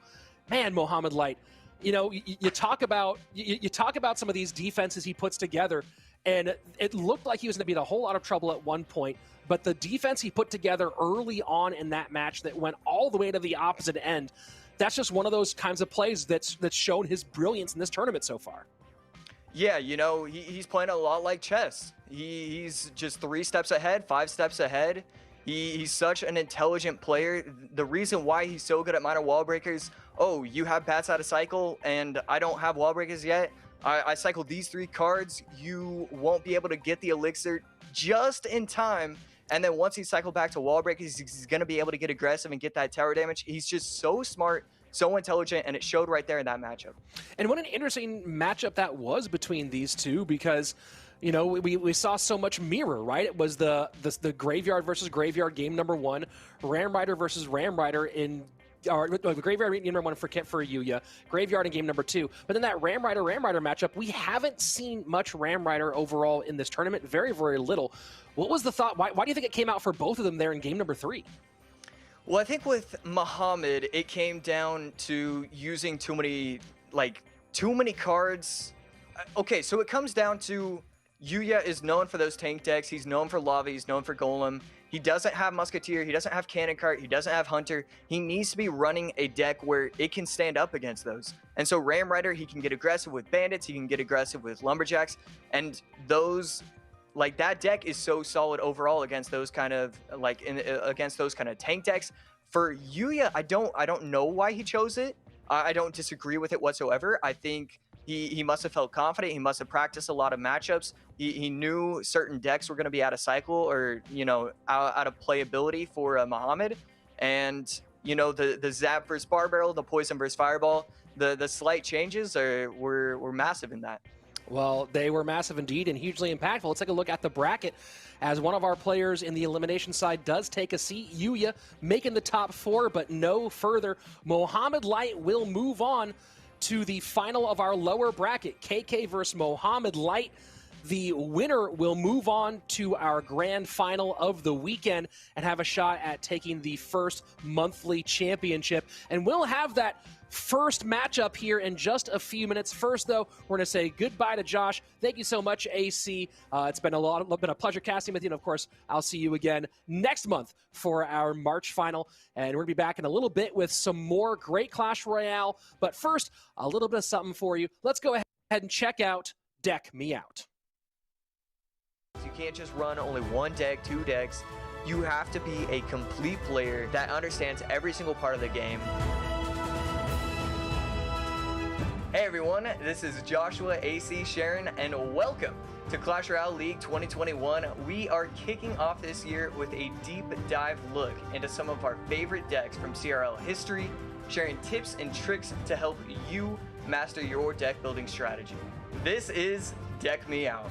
Starting with 2017, we have a winning World Championship deck played by Sergio Ramos. Miner, Control, Poison, and P.E.K.K.A. It is such a strong deck because it really gives you a chance against any kind of matchup. You know, even something like Lava, you only have an E-Wiz, you only have a minions, yes. But if they do Lava, you can go in with something as simple as a Miner Goblins push, you can go Bandit at the bridge, you can do P.E.K.K.A., you know, behind your King Tower and try and, you know, overwhelm, get that counter push going. There are so many different ways to play this deck, which is why he was able to do so well with it. Your first ever Clash Royale champion takes it. Sergio Ramos wins. Next up, we have this Hog Control Cycle variant by LCOP from Nova Esports. Yeah, out of like any of the decks that I've really ever played, Icewiz Control Hog variants are probably one of my favorites easily. It's so fun to play, and it's just such a strong deck overall. Basically, all you do, you spam Hogs at the bridge whenever you have that in cycle. You try and get chip damage throughout the game, and then you just try and pull off crazy defenses. You have E-Drag, which is going to stay alive to basically any spell that they could possibly use. And so when you spread out your E-Drag, you spread out your Icewiz, and you get those Tombstone NATO defenses, you kind of flip the script, you kind of flip how the matchup is getting played. It looks like you're down and out, and then all of a sudden you pull off this crazy defense where you're up 4 elixir and you have a counter push, and that's when you go in with the Hog, that's when you go in with the Fireball, and you try and take those wins. Nova is the first ever CRL World Champions. And now we have 2019 Surgical Goblin, aka the biggest name in all of Clash Royale history, running Splash Yard. You have it again. You have Icewiz, you have NATO. This time it's Baby Dragon instead of E-Dragon, and this time instead of Hog Cycle, you're going Graveyard. In the 2019 meta, Graveyard was unbelievably strong. The reason why pros love running it is it's all about outplaying your opponents, giving yourself a chance to win no matter what you're going against. You go in with Knight Graveyard, and then he has this really strong counter push, and then again, you know, you go in with the Icewiz, Baby Dragon, NATO. This time you have Bomb Tower as well, helping you defend against Expos, defend against any kind of push going on. You keep going in with the Knights, you keep going in with the Graveyards, and eventually you wear them down. At the end of the day, you are going to win that game.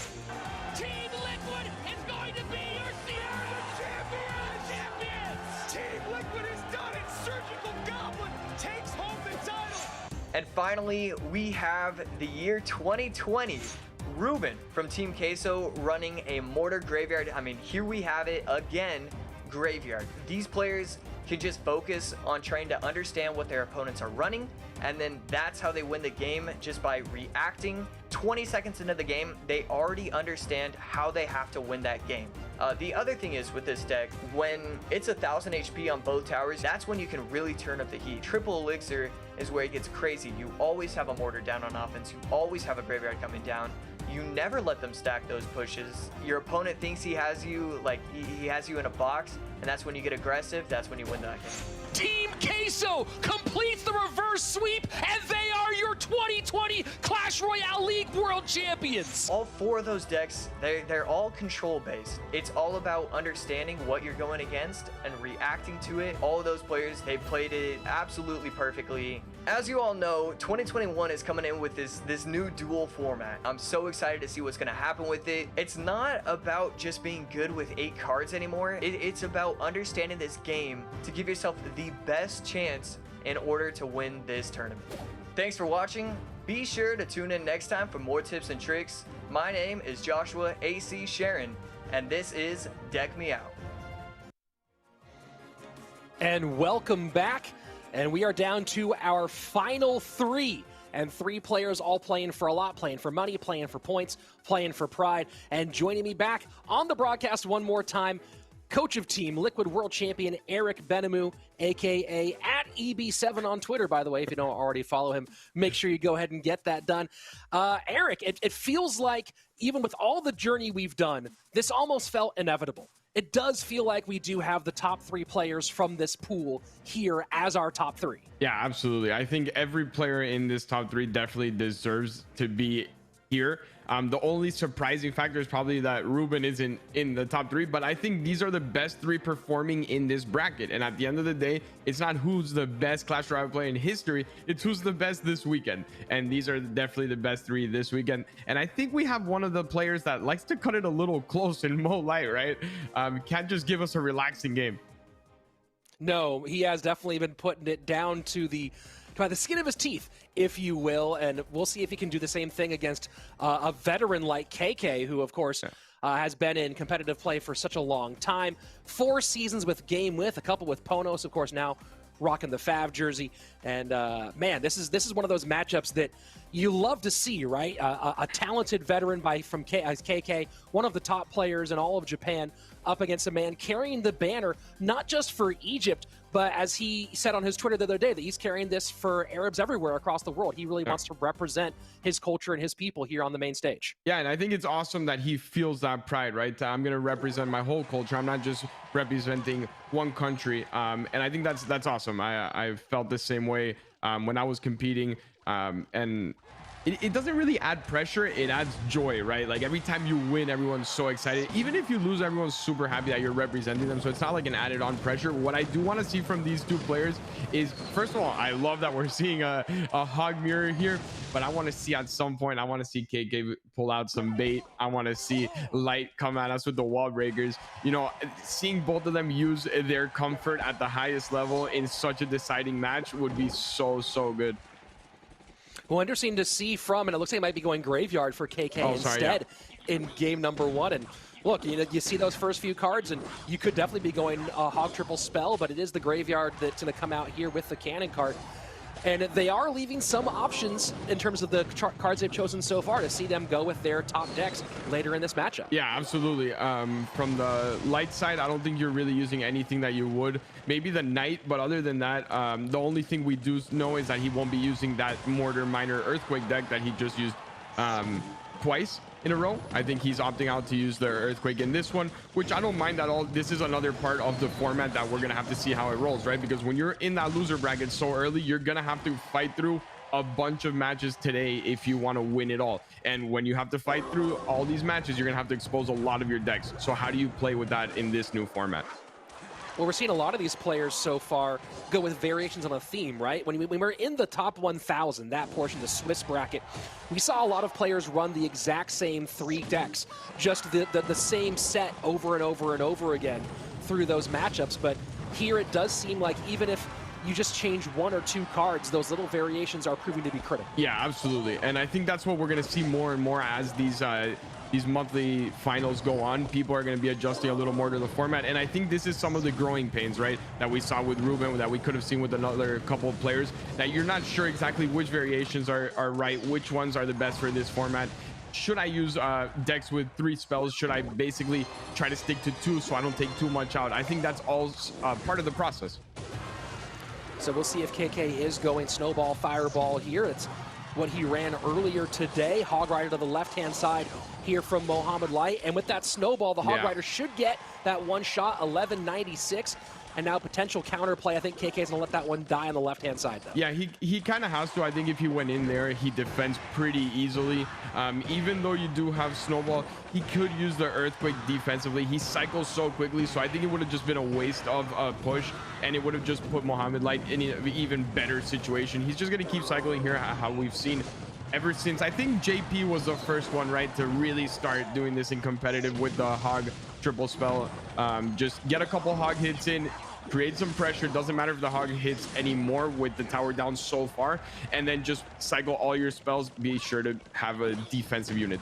And we've seen Mohamed Light play the defense with this deck exceptionally well. I believe this is the exact same construction that he used in the oft-mentioned graveyard or golem matchup that he had earlier against Yuya. So yeah, certainly knows how to play the defense with this deck. And as we go into the final 90 seconds, chipping away a bit right now is KK, but Mohamed Light does appear to be in control. Yeah, absolutely. And that defense, he didn't even use the graveyard defensively, but he knows that if he has to, he's not going to shy away from it, right? In the previous matches when we've seen him play with Earthquake against graveyard, he has used it defensively, and it's actually a great option. It's something that will take the majority of those skellies out.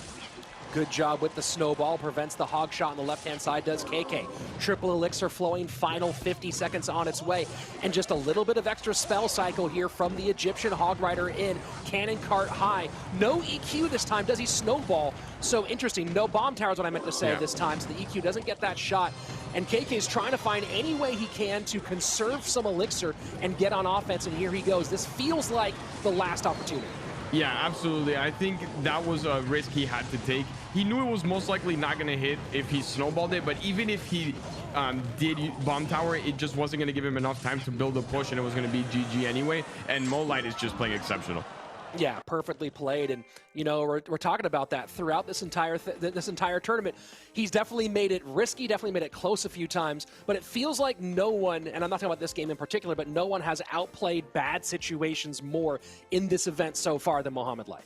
Yeah, this one actually was the least close match I've seen from Mo this whole tournament, and even then it wasn't that easy. It wasn't like a straight 100-0, but he's just been today, especially like yesterday he had the perfect match, but today I've seen him on a level of concentration that's just beyond anything. And it's kind of what I saw from KK yesterday. I didn't think anyone could touch KK in this month's qualifier, but the way I'm seeing Mo play, and not only his decks but every deck, every style of deck he's played, he's been mastering it.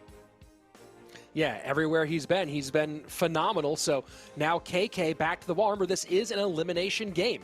The loser of this best of 3 is out, and the winner moves on to need to beat Mini one but twice. So KK now the one facing the possibility of going out earlier than he'd hoped. Of course, he's already made it up pretty high in the prize pool, made $1,000 for qualifying for the top 32 plus 6K at minimum here at this point. But when you get this close and you think about those points, right? We've seen how many points are being assigned, 100 points to the overall winner. KK certainly high up on the leaderboard. But, you know, if those of you who maybe have your app open, if you've checked the ladder stats right now, no big surprise here. Anaban at top of the ladder. So every single one of these points matter so much, especially when you keep in mind that some of these players are going to get top ladder placement almost every single month. Yeah, you definitely have the Anabans, the Igors, right, that are always going to get that top 10 ladder finish, or at least they have been for the past 2 years, so I don't see why they wouldn't now. And all those points are going to matter, right? You do have limited spots. They are 8 months. And not only that, but we expect Anaban and Igor to make it to some of these finals, possibly even win some. So when they're not here, you need to secure points. You need to make sure you get through. And yes, an extra 4,000 is amazing. No one's complaining, but you want to fight for that big prize money at the World Finals. Yeah, that's huge. Remember, that's $1.6 million for the overall year. And talking about ladder, those of you watching right now, you can be here next month. You can, of course, our ladder season ends in about 7 days, so get your push ready. Top 1,000 qualify for the Swiss bracket. The top 32 from that make it in to the prize pool, and the top 8 make it to broadcast. But every single win you get from making it to the top 1,000 and every single win you get from that point forward contributes to points that can put you in the World Final. And talking about making a run for World Final, Ice Wiz goes to the right, immediate hogs to the left-hand side, NATO and activate King Tower. Yeah, and I like what I'm seeing here from both players. They're both using things that we wouldn't really expect, and we're actually seeing a bowler, which is amazing. This is actually the best case scenario if he wins this match, Rich. You are not going to use troops that would go into your comfort decks. This is so smart.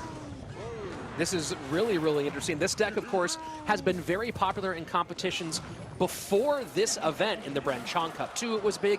And even in the All-Stars Cup that was back in December, the one that Mini Minter, our current leader, came in second place to against Brazil's Wallace. This deck was very, very popular there as well, but I do believe it's the first time that we're seeing it here in this top 8 weekend. Yeah, definitely the first time we see it here. Like you said, it's actually a super strong deck, especially when you're playing against a deck, you know, that has Huggies, and you're seeing yourself with a Baby Dragon, a Bowler, a Valk, a Nice Wizard, a NATO. You're definitely feeling okay when it comes to defenses, right?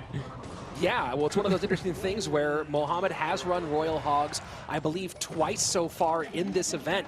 So a great pick overall for KK to have this one prepped, and maybe just going, hey, I've been doing good research on overall what Mohamed Light's been running, and I don't know how often he's run this deck with that specific graveyard deck that he used in game number 1, but it feels like, or with the Hog Rider deck he used in game number 1, feels like a pretty good deck pick, maybe a bit of a snipe here.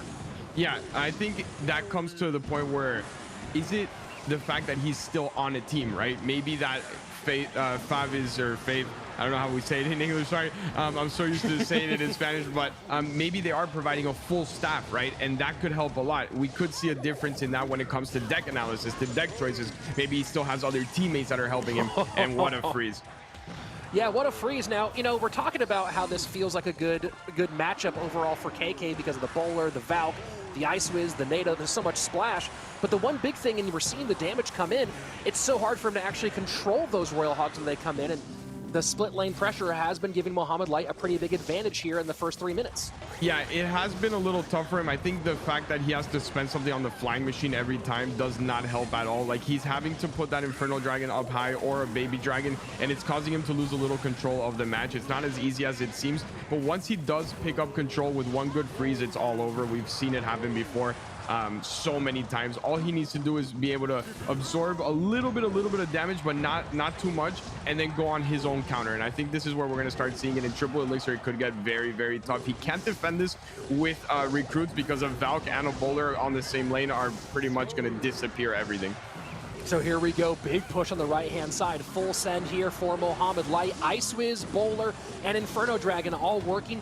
Damage does come in. Brawler gets one shot on the left-hand side, but now that's a lot of healthy troops in the right lane coming down for KK. Fireball value comes in, and they both try to make moves, but it does feel like KK might be coming out on top.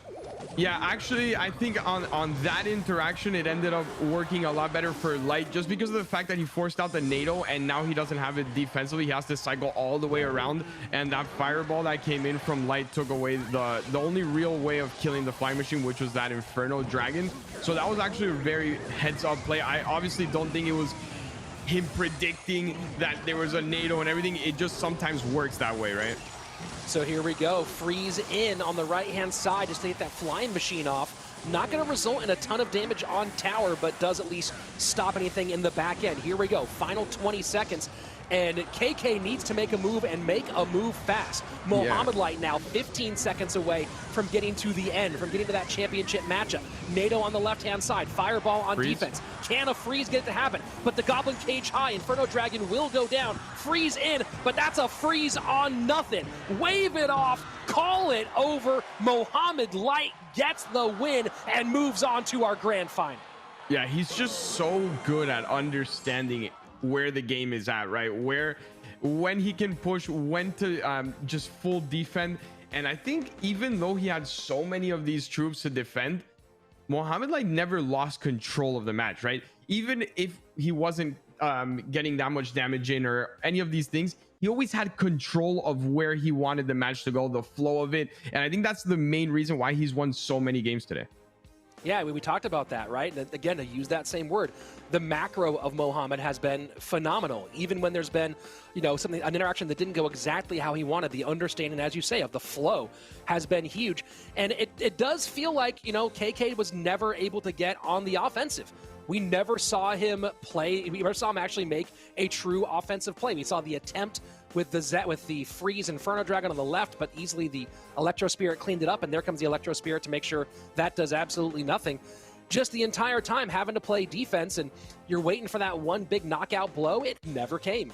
Yeah, and it's also a little bit of, you know, causing desperation. When you have such control of the game, you cause the other player to make pushes that he doesn't want, right? Or he force him out to use this freeze to try and get a little bit of damage. And that's what we saw. He used freeze 2 or 3 times, KK, where he didn't really get damage, but he was so forced to do it because he was playing Mohamed's game that it put him in a terrible situation to never actually be able to do a full-on push.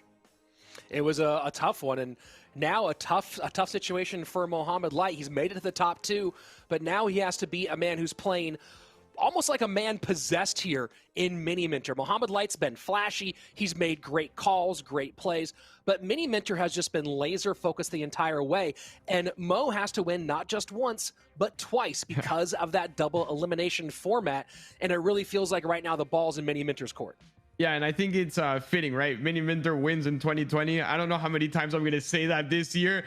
For him, it's looking great, but it seems like this is just the year that he came to play, right? At the end of 2020, he really started gaining a lot of confidence. And this year, I've just seen him on a roll. Everything he enters, he's at the finals or close to the finals or winning the finals.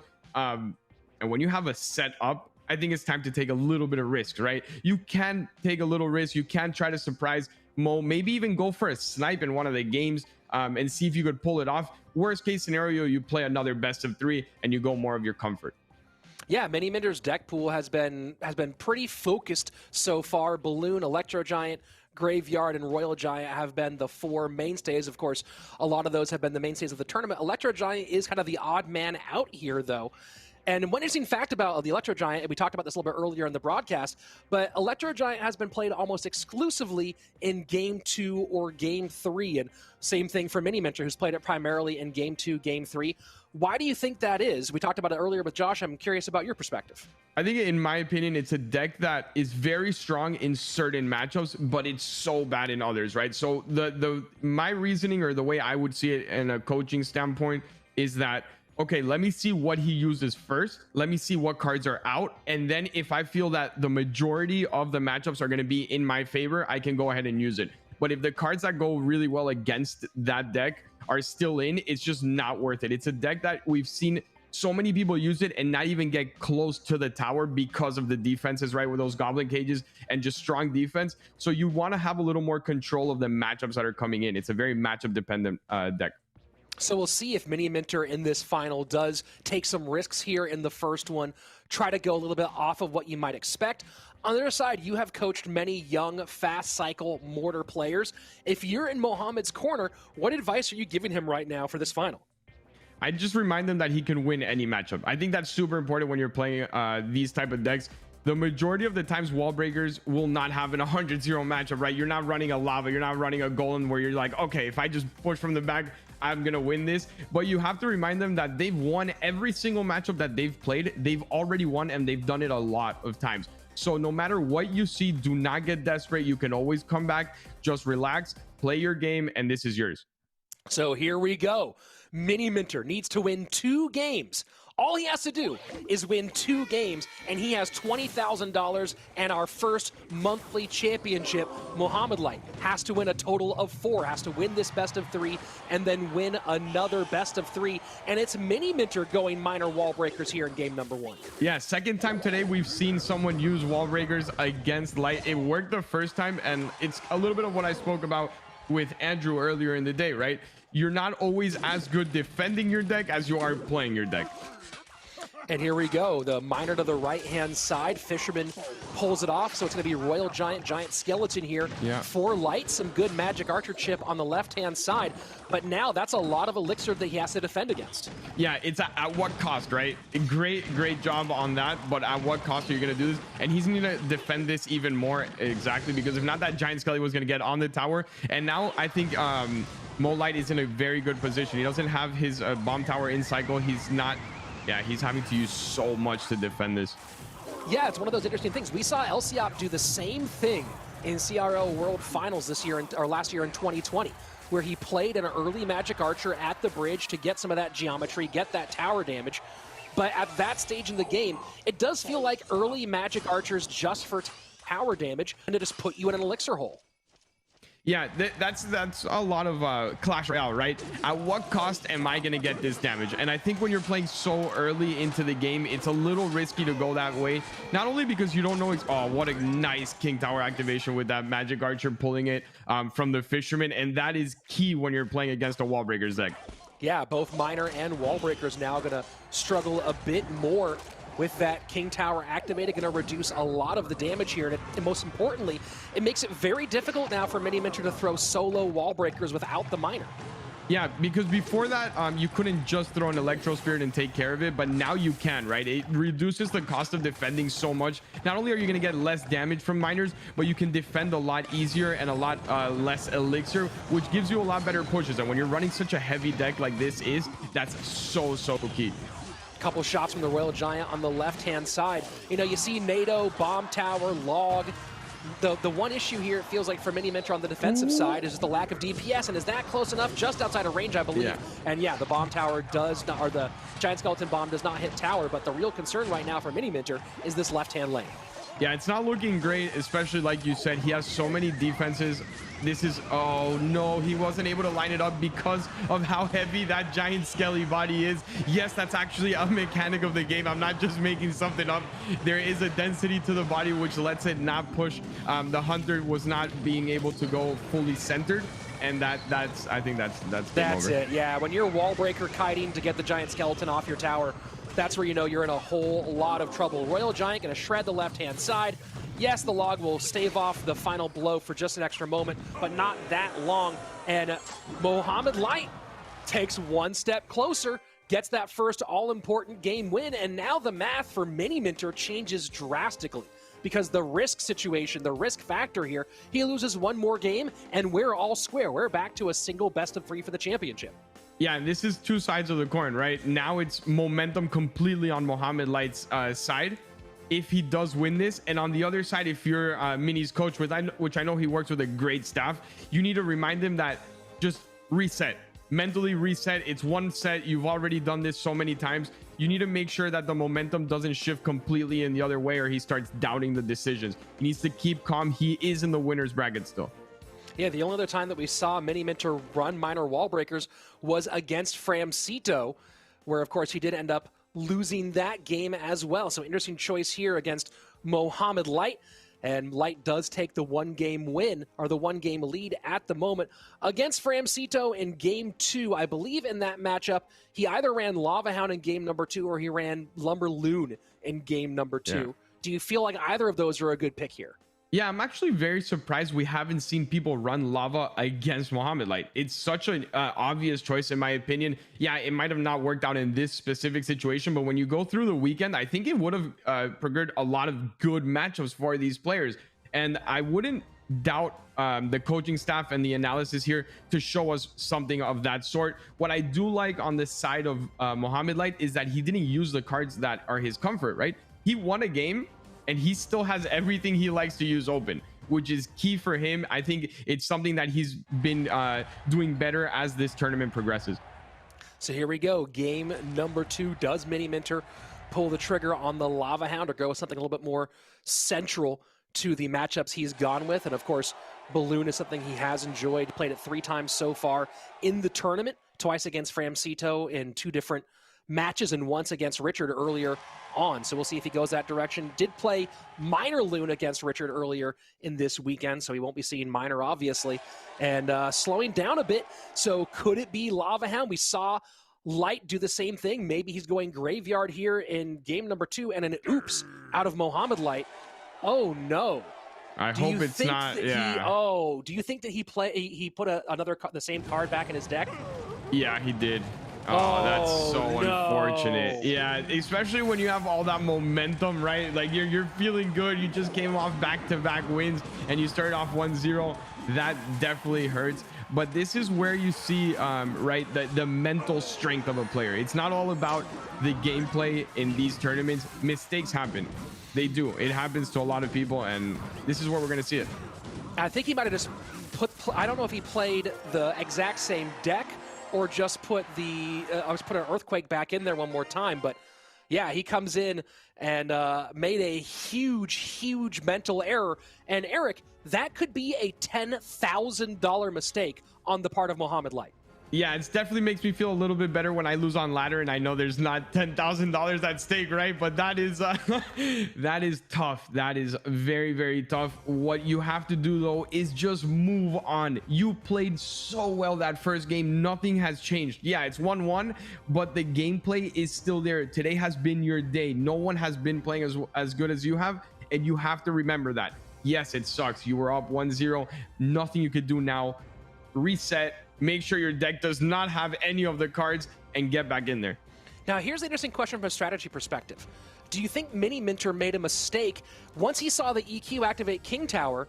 I know that you want to end the game and not have us sit here for 5 minutes while the game plays out, but did he make a mistake showing his hand and giving all that card information, deck information to his opponent here? Yeah, it's definitely what he could have just done is obviously played a Zappies on the right, got enough damage for it to like win the game, because you don't want to lose the game with that earthquake on King Tower the end, even though it wouldn't have mattered, and just sat there. Yeah, it's not great for us, but like you said, at the end of the day, it's not what's great for me and you, it's what's great for Mini. He's the one playing for 20,000. He's the one playing for these monthly finals, so I think you're right on there. But at the end of the day, with the level they're playing at, and I think they already have kind of their mindset on what they're ready to use, I don't think it'll make the biggest difference. I really want to see where how Mohamed Light recovers from this, because it is a shift. We just spoke about momentum right before this, and now it's going completely the other way.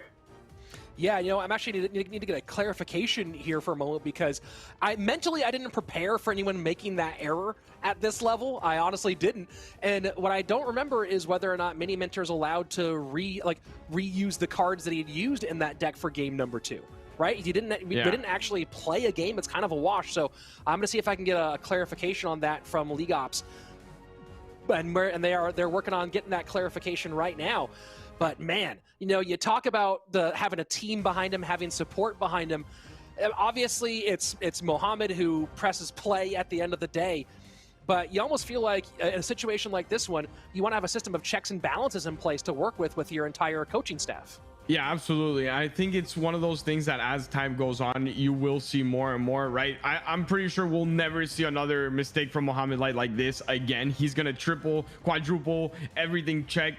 Another aspect that we spoke about before, not on live, but we spoke about it in private, you could make these decks in the clan war part that doesn't let you repeat a card, right? And just make sure that nothing's repeated. There's a lot of different things that go on. There's a lot of things going on in Mohamed Light's head, right? You're focused on the game. You're focused on so many things that it might happen, but I don't think it'll happen ever again. He's gonna be making sure. Yeah, well, I wonder if it was that he repeated a card, and we didn't see the entire deck, right? Yeah. I wonder if it's that if he repeated a card or forgot to switch decks. Just, you know, forgot to switch from deck slot 1 to deck slot 2, because we didn't see the rest of those pieces. So a lot of questions abound in this position, and of course you do have to get him to reset. On the other side of it, you have Mini Minter, who you know, a free win. Does a free win here, does it give you more confidence, or how do you even process that perspective? Obviously now it's nice to get the win and be one win away from the monthly championship, but yeah, how do you even process that from his perspective? I think this is more of a hit on Mohamed Light than it is a boost on Mini Minter. Mini Minter's he still knows he didn't win the first game, but it gives him breathing room, right? So he's just, now it's a relaxing factor. Like, okay, it's 1-1. I can go out, win one game is all I have to do, and I take it home. If not, I still have the other set. He's being able to breathe more. This is a bigger hit on Mo Light, who had that 1-0 advantage, had the momentum, was feeling good, and knows he has to win another set, right? So now he has his back against the wall, and if he does win this, he's going to another set because he's coming from that lower bracket. I think Mini, all this does is just give him more breathing room. Yeah, I mean, obviously breathing room is certainly helpful, and has to just win that one more to win the overall championship. But if he doesn't here, it feels like one of those ones where we're about to see a huge emotional swing, right? Because Mini's probably feeling a little bit better right now. If Mo comes back and wins in game number 3, I feel like that momentum carries right on in to the rematch here. Yeah, this is one of those things where, like, if he does win this, it's even more of momentum than if he won 2-0, because now he's like, oh, I lost that, but like really this could have been a 3-0. I'm going all in. And we've seen it depending on the player. We've seen that type of attitude. I got to deal with it. I had very, very competitive players, right? You've seen Surgical when he gets down. You've seen Igor, all this. When stuff like this happens, it only motivates them more. We haven't seen Mo Light that much play throughout the year, so I don't really know what type of player it is, but this is going to be great. This is going to show us more of his character. It's going to be able to give us more insight into what type of player he is, and it could be for a great story. Well, so far, we've seen some pretty solid mental toughness from him. The number of times we've seen him lose game number 1 and bounce back, or be down and fight his way through. So just one more big picture situation for the young player out of Egypt to navigate. But navigating it on this moment, on this stage, with this many people watching, it's going to be a real challenge. And we are confirming now that it is all tied up 1-1. Of course, that's what we were assuming, but we are getting the confirmation from League Operations. They are tied up, so we're going to be going to game number 3 here in just one moment. Now, we did see Royal Hogs as the choice from Mini Minter that he had made to go in with game number 2. What do you think about that choice? And then what do you think that does for his choices for game number 3?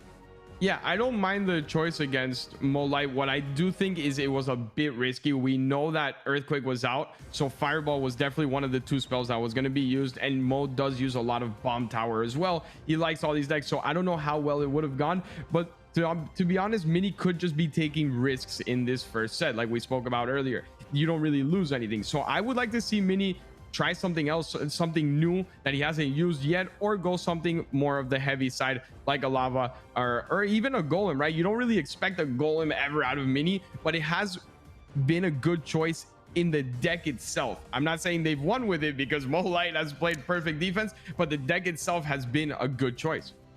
Yeah, it's one of those ones where you feel like you make the right choice, but Mohamed Light's played his way out of those corners a couple of times. I do really like the Lava choice here. Now, against Mo, especially knowing that Fireball is still in the mix, we've seen most players playing the Barbarians version of Lava Miner, and of course, Miner no longer available for Mini Minter after playing Miner Wall Breakers in game number 1. So is there some other variant of Lava that you think makes sense here, knowing that Miner's not available for Mini Minter and that Fireball's a very likely choice here from his opponent?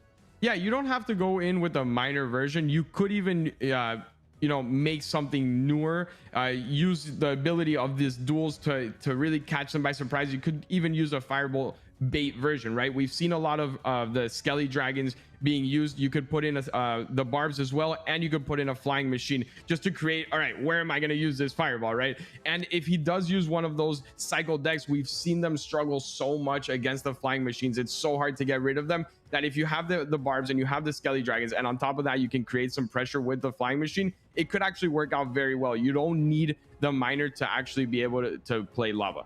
Now, Mo has only used ground spells so far out of the Earthquake and Barb Barrel, meaning conceptually, not knowing what the League Operations are talking about in terms of how the deck selection works at this point, but conceptually, that means a lot of air spells that hit air are still in the mix. Is Lava Clone here too big of a risk, or is Lava Clone with that Flying Machine something that maybe is a fun choice? I mean, I can tell you that I've played Lava Clone for 2.5 years and I haven't pulled it out in the past 6 months. So personally, I wouldn't go that route. But what I do like is that, yeah, there are spells that hit air and the snowball and all this. That's why I wouldn't recommend going a straight Loon, right? Mini has used a lot of Loon where that is very affected by those spells. But when you go Lava, it doesn't really matter. Yeah, snowball, it affects the pups. But when you're building these pushes with the Flying Machine and the Dragons and everything, it's not that big of a deal. Yeah, so that's, you don't want to go Loon specifically. What about Lava Loon here? Yeah, I love that choice. I love a good Lava Loon. Like you said, he doesn't have Miner, so it's even a good option in the sense that you will have that added pressure, right? You don't have the Miner to tank for the Loon, but you do have the Lava, so it's okay. I love the variation right now of Lava Loon that has Miner, but I've seen it being played without it, and it's still, all you need is that one connection. Yeah, one big connection can change everything.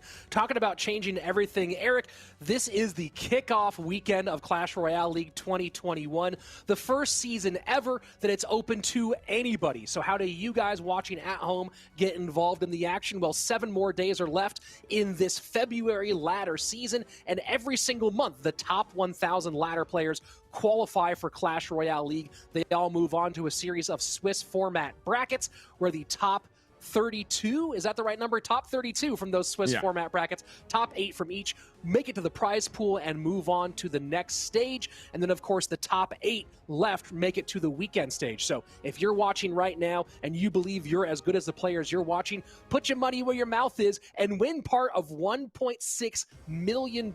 You could be here next weekend. And Eric, to someone who's never pushed up into the top 1,000 ladder before, any advice? You've coached some of the best ladder players in the game.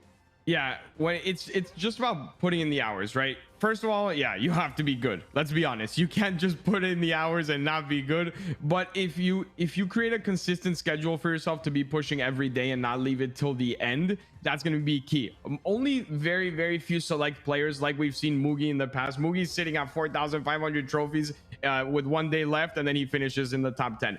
But the majority of us, we're not going to win 45 straight games. So my biggest advice is, ever since the season starts, yeah, it's not as exciting because you're not fighting for the top spots, but put in 1 to 2 hours even at the beginning, just so you don't fall behind, and then you don't put all this pressure on yourself and causing you to possibly tilt or all this towards the end. So just try to position yourself early in the season, mid-season and everything, so that you can just play relaxed at the end, secure a top 1,000 spot. Unless you're going for the top 10, you don't need to finish, right? You don't need to finish 100th. You don't need to finish anything other than just top 1,000. Get in the bracket and then figure it out.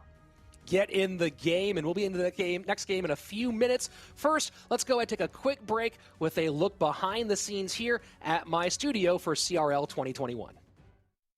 CRL 2021 is finally here, and usually you see me in a big, beautiful studio, but this year, coming to you from Mikasa, I'm Rich Slayton. Let me show you around. This is how we clash. Well, I am in Austin, Texas. My family, we came here from LA back in October, planned to stay here for 3 months, and then ended up just staying. But this is the third bedroom in this little 900 square foot house, and I've turned it into my production studio. I have a 5-foot wide folding table, and on it you have my main computer set up, a second screen set up next to it, and then my iPad set up below for spectating and for gameplay stuff. All of that runs through. The camera right here is my new camera that I'm very excited about. Look at how quickly it refocuses. Boom. That's pretty fun, right? Some of the things that you have to have as a caster, of course, 2 main things, right? Number 1, you gotta wet your whistle. So I have the water bottle ready here to go at all times. And then, of course, when I started doing play-by-play commentary, my boss came up and handed me a bag of these special cough drops and said, take these, you'll thank me later. They help out a whole lot. These are an essential for anyone who's working in broadcast, in my opinion. Baby boy Slayton sleeps literally a wall through here. So I have my University of Texas blanket that is around the door to help dampen some sound, plus some curtains that I bought to help not just with dampening sound to the other room, but also keeping the sound in here from bouncing around too much. I have my own lights. Luckily, I have very, very high quality lights that get the fill and the key on both sides of my face, and the broadcast headset through a sound mixer. I have the cool mic that Supercell gave me. If you know me, you know I'm obsessed with sunglasses, and I have my whole sunglass collection right here next to me on the desk. If the room's on fire and there's one thing coming with me, it's absolutely no question. It's the sunglasses. I'd leave the camera, I'd leave the computers, I'd leave the custom chessboard that my wife bought me. It's a handmade chessboard. None of that's coming with me. Well, there's a few things you have to figure out when you're working from home. The number one thing you can't replicate is being next to your co-caster. So we kind of have to do some workarounds, whether it's sending quick DMs or texts, or muting myself and saying something to him, whatever it might be. The good thing about myself and Andrew is we've cast so many matches together, right? We started together in 2018. It's 2021 now. So I know his audio patterns, he knows my audio rhythms, and we've got this dance down pretty nicely. There's so much weird stuff going on in here that makes it work. And that's the big thing, is that this isn't my normal home studio. This is what I've made work for the moment, and it works really well. Thanks y'all for joining me for this tour through my little workspace. Hope you enjoyed it and learned me some things maybe. I don't know. Saw behind the scenes of Clash Royale League. It's been fun. I'm Rich Slayton, and this has been How We Clash. Well, there you go. In case you missed it yesterday, another look at the behind the scenes. And yes, I will double down on that statement, Eric. If this room was on fire, it's the Sunnies coming with me. Yeah, definitely. Everyone has their things, right? I have a computer, all this stuff, but I'm taking my Pokemon cards. So everyone has what they like. You take your sunglasses, I'm taking my Pokemon cards. No one judge us, and we're running out of the room.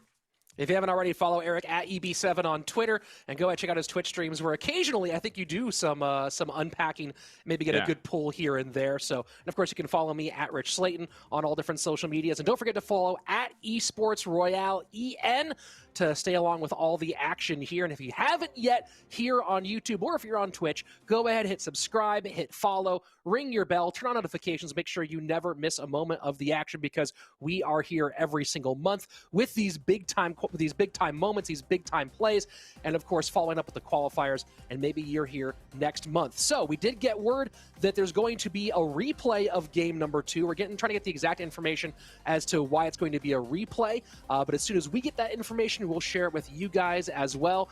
So, Erica, I mean, obviously for both these players, a lot of back and forth emotions, a lot of back and forth trouble, and man, this is kind of a challenge here on both sides. How do you get the player and get them to reset for a moment like this? Yeah, we spoke about momentum shift, I think 3 times already, and this is a whole nother type of momentum shift. Now Mo is again excited about the fact that it did not cost him a game. Like we said, we're still waiting on confirmation on why exactly it's a rematch. So as soon as we know, we will let you guys know, but this is a huge break for Mo.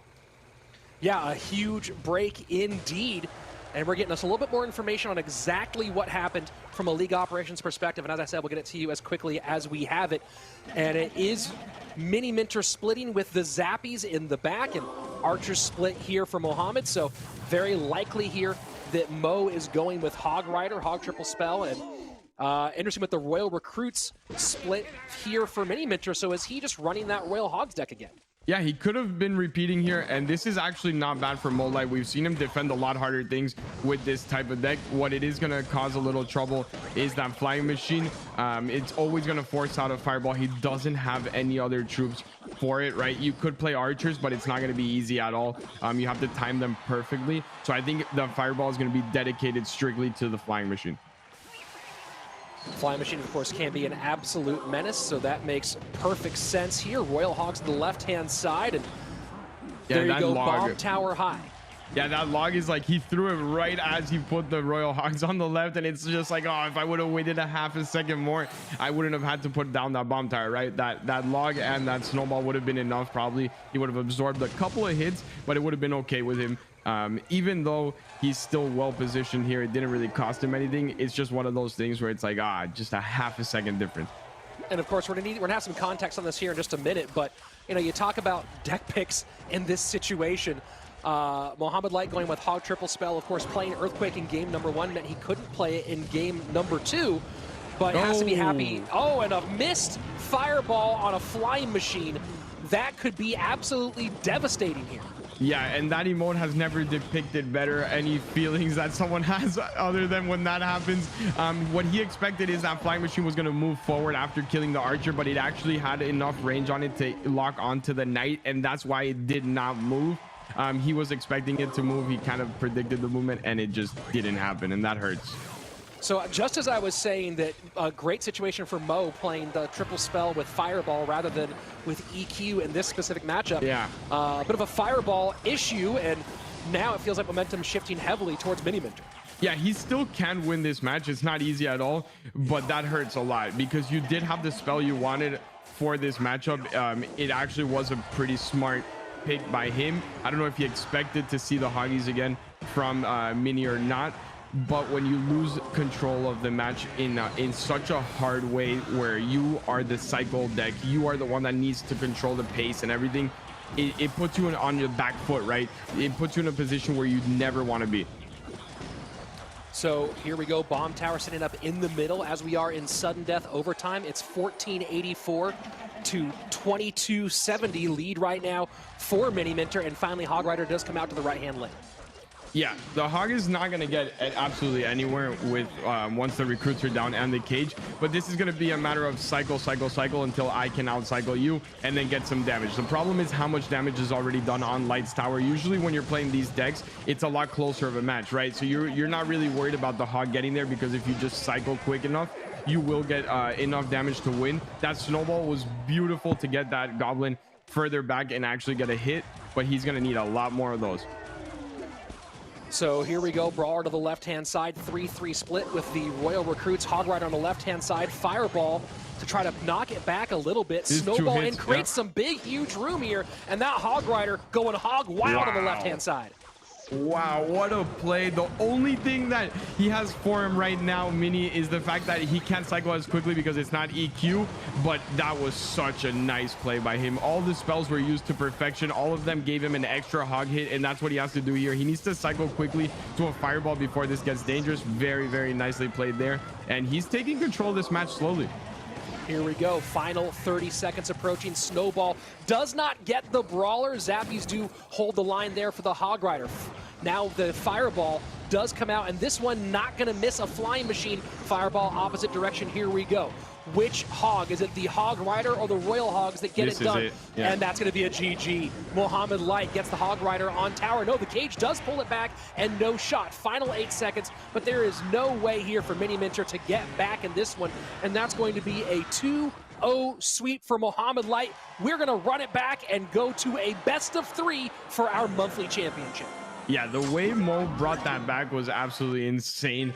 It was that one sequence where the log hit not only the recruits, but also the Electro Spirit. And then at the same time, the snowball knocked everything back while the Knight was also tanking for the tower. So it was just one sequence that got 4 hog hits and put him right where he wanted. Just so well played. And to cover a little bit about what happened beforehand with the first edition of game number 2, there was an issue with the administration in terms of starting the deck at the match at the correct time with the correct decks. And so because of an administration error, they chose to not penalize Mohamed Light and replay game number 2 rather than give him an automatic loss, as there had been a mistake on their side. So that's why we replayed it, and that's why Mohamed Light was able to recover here and go on and play in game number 2, get the win. So that's the main thing. We replayed the game, not an automatic loss for Mohamed Light, and that, of course, worked out very well for him, and maybe exceptionally well. You know, I'm wondering, I'm really wondering about Mini Minter going with the same deck, maybe some mind games there. And again, I don't know what the deck selection process was there, but it does feel like going back in with that same deck that Mohamed Light had a fairly easy choice for him in that situation. Yeah, it could be that, or also the fact that maybe Mini wasn't willing to show more decks in case he did lose this, and he wanted to save it for this next bracket, this next match, that now it's game time, right? This is it. No second lives for anyone. Elimination time. We're getting to the exciting game, and I want to see not only what Mo is going to bring, but let's really get into the analysis. Mini Minter, you have one of the best teams with you in terms of staff that you've worked with for so long, right? He has his coach Carlatas, a team that really know each other and has always done well, and I think this is where he takes that advantage over Mo Light. I think the gameplay I've seen has been a little bit better from Mo, but the analysis has been a little bit better from Mini. Yeah, but I mean, you talk about analysis there, and, you know, it's the same thing you were talking about, where maybe he didn't want to reveal decks for this matchup, and maybe he felt like, hey, if I play anything different in game number 2 and I win, then game number 3, I either have to choose this or choose something that might be a bad matchup. So maybe he just thought, hey, I'll take a risk and double down. Yeah. So, you know, it's hard to make some of those choices, but that's the importance, the value of having a staff. And, you know, Eric, you've been a part of a Clash Royale League staff for a long time, and you've seen a variety of different staffing styles, right? From the very hands-on that you had to the big staff of Team Queso to some smaller staffs from other teams that kind of let the players operate on their own. I mean, where do you think how much is too much and how much is just right?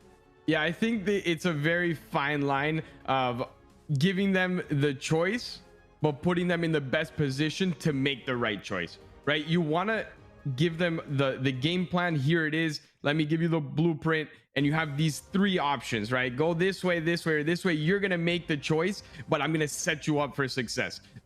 I personally am not of the fan of you're gonna play this, because they're the ones playing it. We're here for a reason, and we're not the ones playing for a reason. They know what they're doing. At the end of the day, they need to feel comfortable.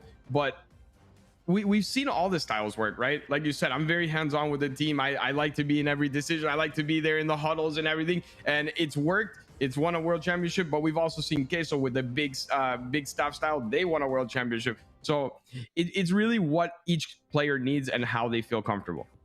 Well, so far, you got to imagine that they've been comfortable up to this point, but neither one of them have really been here. You know, you talk about the accolades that both have achieved, winning in big moments, but I think there's no bigger one for either one of them, except for maybe Mini Minter, who faced a fairly similar situation in the All-Stars final against Wallace, where he was the one who had battled back. He did have to go ahead and play a super grand final, a second matchup against Wallace for everything. So you got to wonder how much that pressure benefits him, whereas Mohamed Light, he did play in CRL East for a season, but it does feel like the spotlight has never shone brighter on him than this exact moment.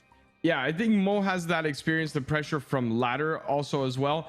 But Rich, you can play. I've played so many tournaments. I've played so many different competitions. CRL is CRL. You can play the All-Stars. You can play the Brent Jogs. You can play the no tilts.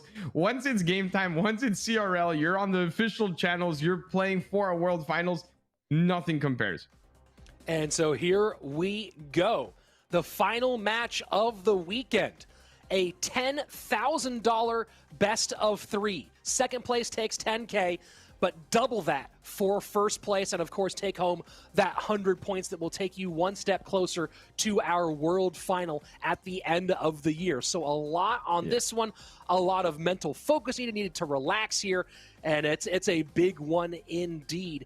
You know, you talk about playing for money, you talk about playing in front of people, you talk about playing online, you talk about playing on camera here. All of that happening right now for these two.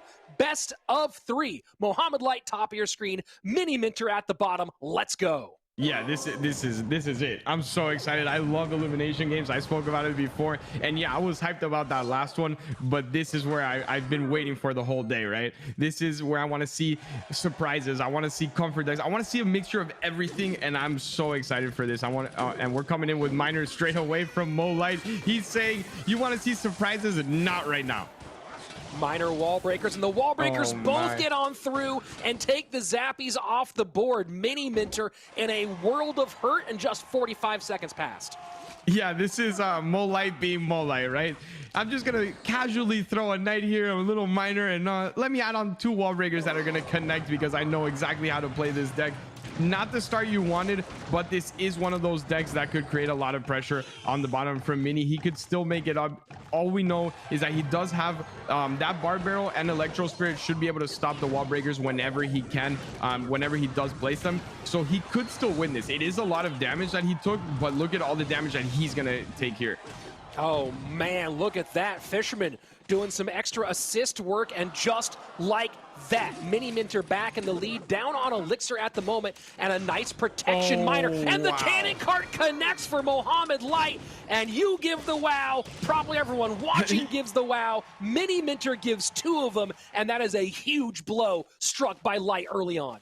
Yeah, can I get that replay sent to my email so I can watch it all night, please? That was insane. I've actually never seen that play where the miner actually pushes it a little bit to the far side and it doesn't get distracted. That was nuts. I don't know if it was on purpose, if it worked out well or not, but if it was, that was the play of the weekend, no doubt. Bar Barrel aggressive at the bridge, not going to do anything other than take those Spirit Goblins off the board. And again, a miner to protect the cannon cart. So we're seeing a rhythm here and a good fireball to get the zappies off the board, but this could push through and create some problems. Yeah, the reason of that miner was more of I'm predicting your Fisherman. I don't want you to take away my biggest DPS apart from the Hunter onto your RG, which is very smart, right? He already knows that the game is set as long as he defends. He doesn't need to really have anything else connect. He has a log, he has a fireball, and he has a miner. So that tower is basically done. He could even fireball this if he wanted to. Yep, there it comes in, and that's basically the tower. Now, can you defend? You have 16 seconds here. I'm assuming we're gonna see a log. Yeah, there it is. and I don't know if it's enough. EQ comes in. Fireball will finish things off, and Mohamed Light is now 1 game away from winning our February tournament and taking 100 points and $20,000 back home to his family. Yeah, I think we're gonna see a whole bunch of golden chairs if this finishes off the way it started on this set. And Mo Light has put on a clinic today. Since game 1, since the first game that I casted today, it's just been Mo Light, Mo Light, Mo Light everywhere. And there's that opening moment, the huge opening blow that seemed like the most significant play of the game until this. The miner in front, the cannon cart bumps out to the outside, and absolute brilliance. And just to add insult to injury, another wall breaker connection. So pretty much perfect play from Mohamed Light. And now again, all he needs to do is win 1 game to take home this February championship. And it just feels like he's unstoppable right now. Yeah, and I can't stop laughing when you said that add insult to injury when that one single wall breaker, because it wasn't both. It was just that one wall breaker going up to the tower and being like, yeah, that play was great. And I'm going to hit the tower and I'm going to leave it in spell damage. That is worst case scenario. But that play was, look, he deserved to take that tower after a play like that. Yeah, I mean, did you talk about this one? That's got to be play of the weekend overall. Not just the mechanics of it, but the moment of it, right? You talk about some of those big plays, and it's not just did you pull this off, it's where and how and when. And doing that right now in the grand final of our opening weekend, absolutely huge play. So on Mohamed Light's side, we open up with minor wall breakers, and then the Royal Giant Skeleton Earthquake deck out of Mini Minter's side. Choices here at this point. What do we do? Yeah, I think the advantage that Mohamed Light has here is that now Mini doesn't really know what Mohamed Light's going to play, right? Because the other decks that Mohamed Light has shown were minor Earthquake, but he doesn't have minor anymore. It was this Wall Breakers deck. So basically most comfort decks are gone. Now it's more of a, what is he going to play? And if Mo can come in with a surprise that he's actually comfortable with, this could play into his advantage. Mini has no idea here what Mo can play. Yeah, no idea at all. And the cannon cart does create an interesting challenge here, though, because cannon cart's been central to Graveyard. Does this mean that Graveyard's probably off the board for Mohamed Light, or do you think it's likely that he has a more traditional, sort of old school, classic Splash Yard style deck maybe up his sleeve? I think it's pretty much out of the question, or at least the strongest versions, right? What we've seen works in this meta, in these balances and everything, are those cannon cart Graveyard, because you create the pressure. Especially that mortar version is so strong, and when you don't have that, I just wouldn't risk it. I think there's a lot of other options that you could roll with, such as Royal Giant, a Lava, something along those sorts that you still have all the fundamental elements of the deck. Then risk it. And now, again, we're back to that same situation where Lava Hound does feel like a good call for Mini Minter after what we've seen so far and what we've seen from Mohamed Light. So we're going to have our next game coming here in just a little bit, but you got to imagine the pressure for Mini Minter. This is going to be so brutal for him to match number 1 to go the way that it did, and then match number 2. He's been here when you're in a situation where just a couple of months ago he was facing the same moment, right, against Wallace. How much do those flashbacks come in? How much are you thinking about what happened before versus able to stay in the moment? Yeah, those flashbacks, look, they're inevitable. We're all humans, right? And none of these people are 40 years old, have lived through it all. They've have Michael Jordan careers. No, we are humans. We're kids still, the majority of the people competing, and it's impossible to really not get those thoughts in everything. But can he fight through it? That's what starts building that competitive character and that CRL experience. These are the moments that could turn everything around. If he does win this, all he needs is that one game, right? I'm not saying you have to go and start thinking about winning the match, but that one game to build that confidence back, to say, look, I can beat Mo, I can take a game from him. I think that's enough. So we'll have to only speculate as to what sort of breathing exercises these guys are going through right now to calm those fingers, to keep them from shaking too much.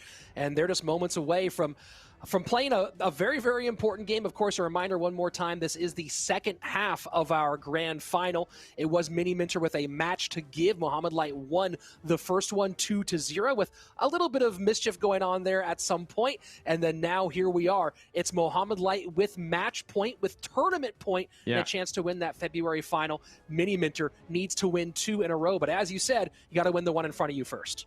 Yeah, game by game. Let's take it easy. Let's relax. You win one, and then it's even playing field, right? It's one game decides it all. Yeah, just one simple 3 to 5 minute game for $10,000 extra. And on top of that, these are 2 players that play top ladder, right? So winning one of these could almost start securing you that world finals stage, because you're going to rack up those points. These are players that we're going to see in all these brackets and most likely do well. So that difference in points for winning, yeah, it's $10,000, but that could also almost put you in that world final spot.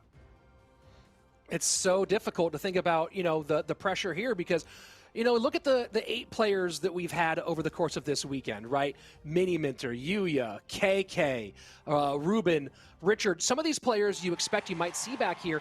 But, you know, all these players will make top 1,000 ladder every single month. There's almost no question about it.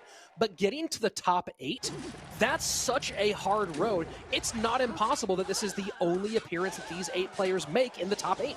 Yeah, especially not only top 8, but the finals of a top 8, right? When we were talking about players, look who's not here, right? Mugi's not here, Morden's not here. So like those players are probably going to fit in somewhere, and that means other players are not going to make it. So securing these extra points is key. Mugi, Morten, Samuel, you know, you talk about some of Lucas, those, all these players. Igor. Yeah, there's so many talented top tier ladder players. And a lot of the players, like a lot of big name pros made it to that top 32 and didn't break on through. You have the world champion and 5-time CRL East/China champion Elsiop, who got deep into that top 32, right? So you think of all the players who got very, very close. Any of them could make it here. And take a look at this matchup, Eric. Minor Loon against Archer's Snowball Inferno Tower. Oh, my word. Yeah, this comes a little bit into play. Remember when I said you have no idea what Mo Light is going to play? This is exactly that. Who would have expected an Inferno Tower deck? In a finals, when no one's using Inferno Tower, it's just, it played against him. You cannot expect that. I'm sorry. It doesn't matter how much analysis you do. It's so hard to see this coming. This is going to be really, really difficult for Mini Minter. I mean, nice ways to catch those miners, so you're not going to get a ton of miner chip. You know, you have to outplay those Skeletons, Archers, and of course the Valkyrie as well. But then between the Delivery, Snowball, Inferno Tower, it just feels like getting that balloon on tower is going to require a mistake from Mohamed Light rather than an outplay on Mini Minter's side. Yeah, and the way that Mohamed Light's been defending all weekend long, I just don't see it happening. It's going to have to be something really, really out of the ordinary, a weird misclick on the Inferno Tower that doesn't pull the Loon. But even if it doesn't pull the Loon, you can redirect it with the Snowball. It's just so hard. And we've seen a lot of Loon decks that outcycle what they're playing, right? But when you look at the other side, how are you going to outcycle him with the Archers, with the Skellies, with the Snowball? It's just, it's not possible. Now, here is the one factor, and you just saw it come in. Didn't pay off in that situation, but you did just see it come in. Not often used in this era of Minor Loon, but was for a long time the combination. Zap. How much of a role, how much of an advantage could that play here? Mini Minter can zap off Skeletons that pick up miners and can reset that Inferno Tower. Yeah, it's definitely a good thing to have, but we also didn't see that it even forced out a Snowball, right? So in the worst case, I'm pretty sure Mo Light is going to have that Snowball clicked on in case of a zap, in case of a retarget. And I just see there's so many tools, right? The Archers, every time they pass the bridge, you're going to see a Royal Delivery. It's tough. And he's going to need to stop that. Did not redirect the Valk, and it's not looking great. Yeah, you see the move he was going for. Fireball, I mean, Mini's tilted. Fireball didn't even hit the Valkyrie there. You saw what he was going for, trying to pull the Valk and get the separation. Didn't happen, and this just feels like it's starting to pile on worse and worse for the Peruvian American. Yeah, every push is harder. Every push is more out of cycle from Mini, and it's just pretty much going a little bit downhill here. The Archers are even connecting. Everything that can go wrong is going wrong on that end, and on the other end, everything that can go right is going right. Oh, but a perfect prediction with the miner on the Inferno Tower. Can Mini Minter get the bomb tower down? He does. Snowball does reset, and that's not going to be in bomb tower death and bomb death range. So a perfect, look at that, a perfect play from Mini Minter on both sides of the board, and he still can't even get death damage on tower. Yeah, he needs to be careful here because he didn't have enough elixir, but he did force him to defend, which was key because it didn't let him have a fireball for the archers and for the Inferno Tower. And at the end of the day, this is just a matter of time. If that Hog does get that one hit, which it will right here, that is GG. Rich, we have a champion. Mohamed Light plays perfect Clash Royale, plays some of the best that we've seen competitively. I mean, look, we've seen, I'm not going to say he's best in the world right now. I think that there are other players who still hold that crown. But in terms of a one weekend performance, there are few that I think I've seen that measure up to what Mohamed Light did throughout this tournament. Yeah, I spoke about it the first day. This is one of the people that I love to watch, one of those players that I expected in the finals. I just didn't know that I was going to get this level of gameplay, right? Everything that we spoke about from him. And I think what's really impressive about him is that his defenses are what makes me the most excited about watching him, right? Generally, when you're talking Clash, you love those offensive flashy plays. But when it comes to Molite, I think every time we saw him play, he showed us that it doesn't matter what you come with. I can defend anything. He defended exceptionally well, and of course did have those flashy plays with the cannon cart miner in the right-hand lane. And look at this. This was exactly what he needed to do. That whole sequence on the right-hand side was exactly what okay, this is how you try to get those towers, how to get past that Inferno Tower, but just couldn't do it. And what's interesting about Mohamed Light is you put all three important factors of the game, and they all came together this weekend for him. He had excellent micro and put together some brilliant interactions. His overall macro, his ability to contend with the game, to understand how to play each matchup was brilliant. And in big moments, he made great deck selection. He played, and then the fourth piece is he was able to outplay with some bad matchups as well. So you put those four things together, micro, macro, good deck selection, and outplay when you have a bad matchup. Yeah. That's how you win $20,000. Yeah, simple, right? 3 easy steps. but yeah, no, he deserves it. Honestly, it's one of those that you can't see that anyone else in this bracket played better than him. He genuinely deserves this. He fought through that losers bracket. We saw the mental toughness just coming out. How many games did he play today? 4 games. I think 4 different matches he played, which in a duels format is so hard. You can't repeat the decks over and over again. Really, I'm just super excited about this. So happy for him. And and pretty solid deck variants overall as well, not to mention changes on the fly. So Mohamed Light goes ahead and takes down your first February championship. And looking at all the prizes people are taking down for this weekend, again, it's a second place here for Mini Minter, but not the worst second place, taking home $10,000 and a ton of points towards that world championship. But those seconds have to be starting to grind on Mini Minter as time goes on.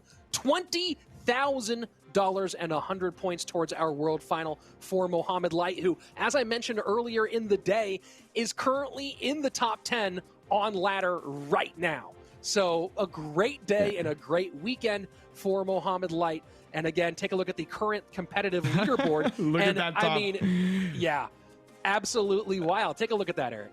Yeah, that's such a nice thing to see, right? The 2 finalists are actually tied in points. And like you said before, Mo Light is in the top 10. Mini Minter will probably be fighting that as well on the ladder. And KK, Yuya, Lion, Ruben, Hajim, and Richard all over 100 already. And these are all players that do very well on ladder. So this is where those points start coming into play. They're going to keep accumulating this every month. And on the other side, some big names that we're missing in the top 8, right? JP, Anavan, Elsiab, Lucas, Samuel. So I'm excited. Every month is going to be so much fun.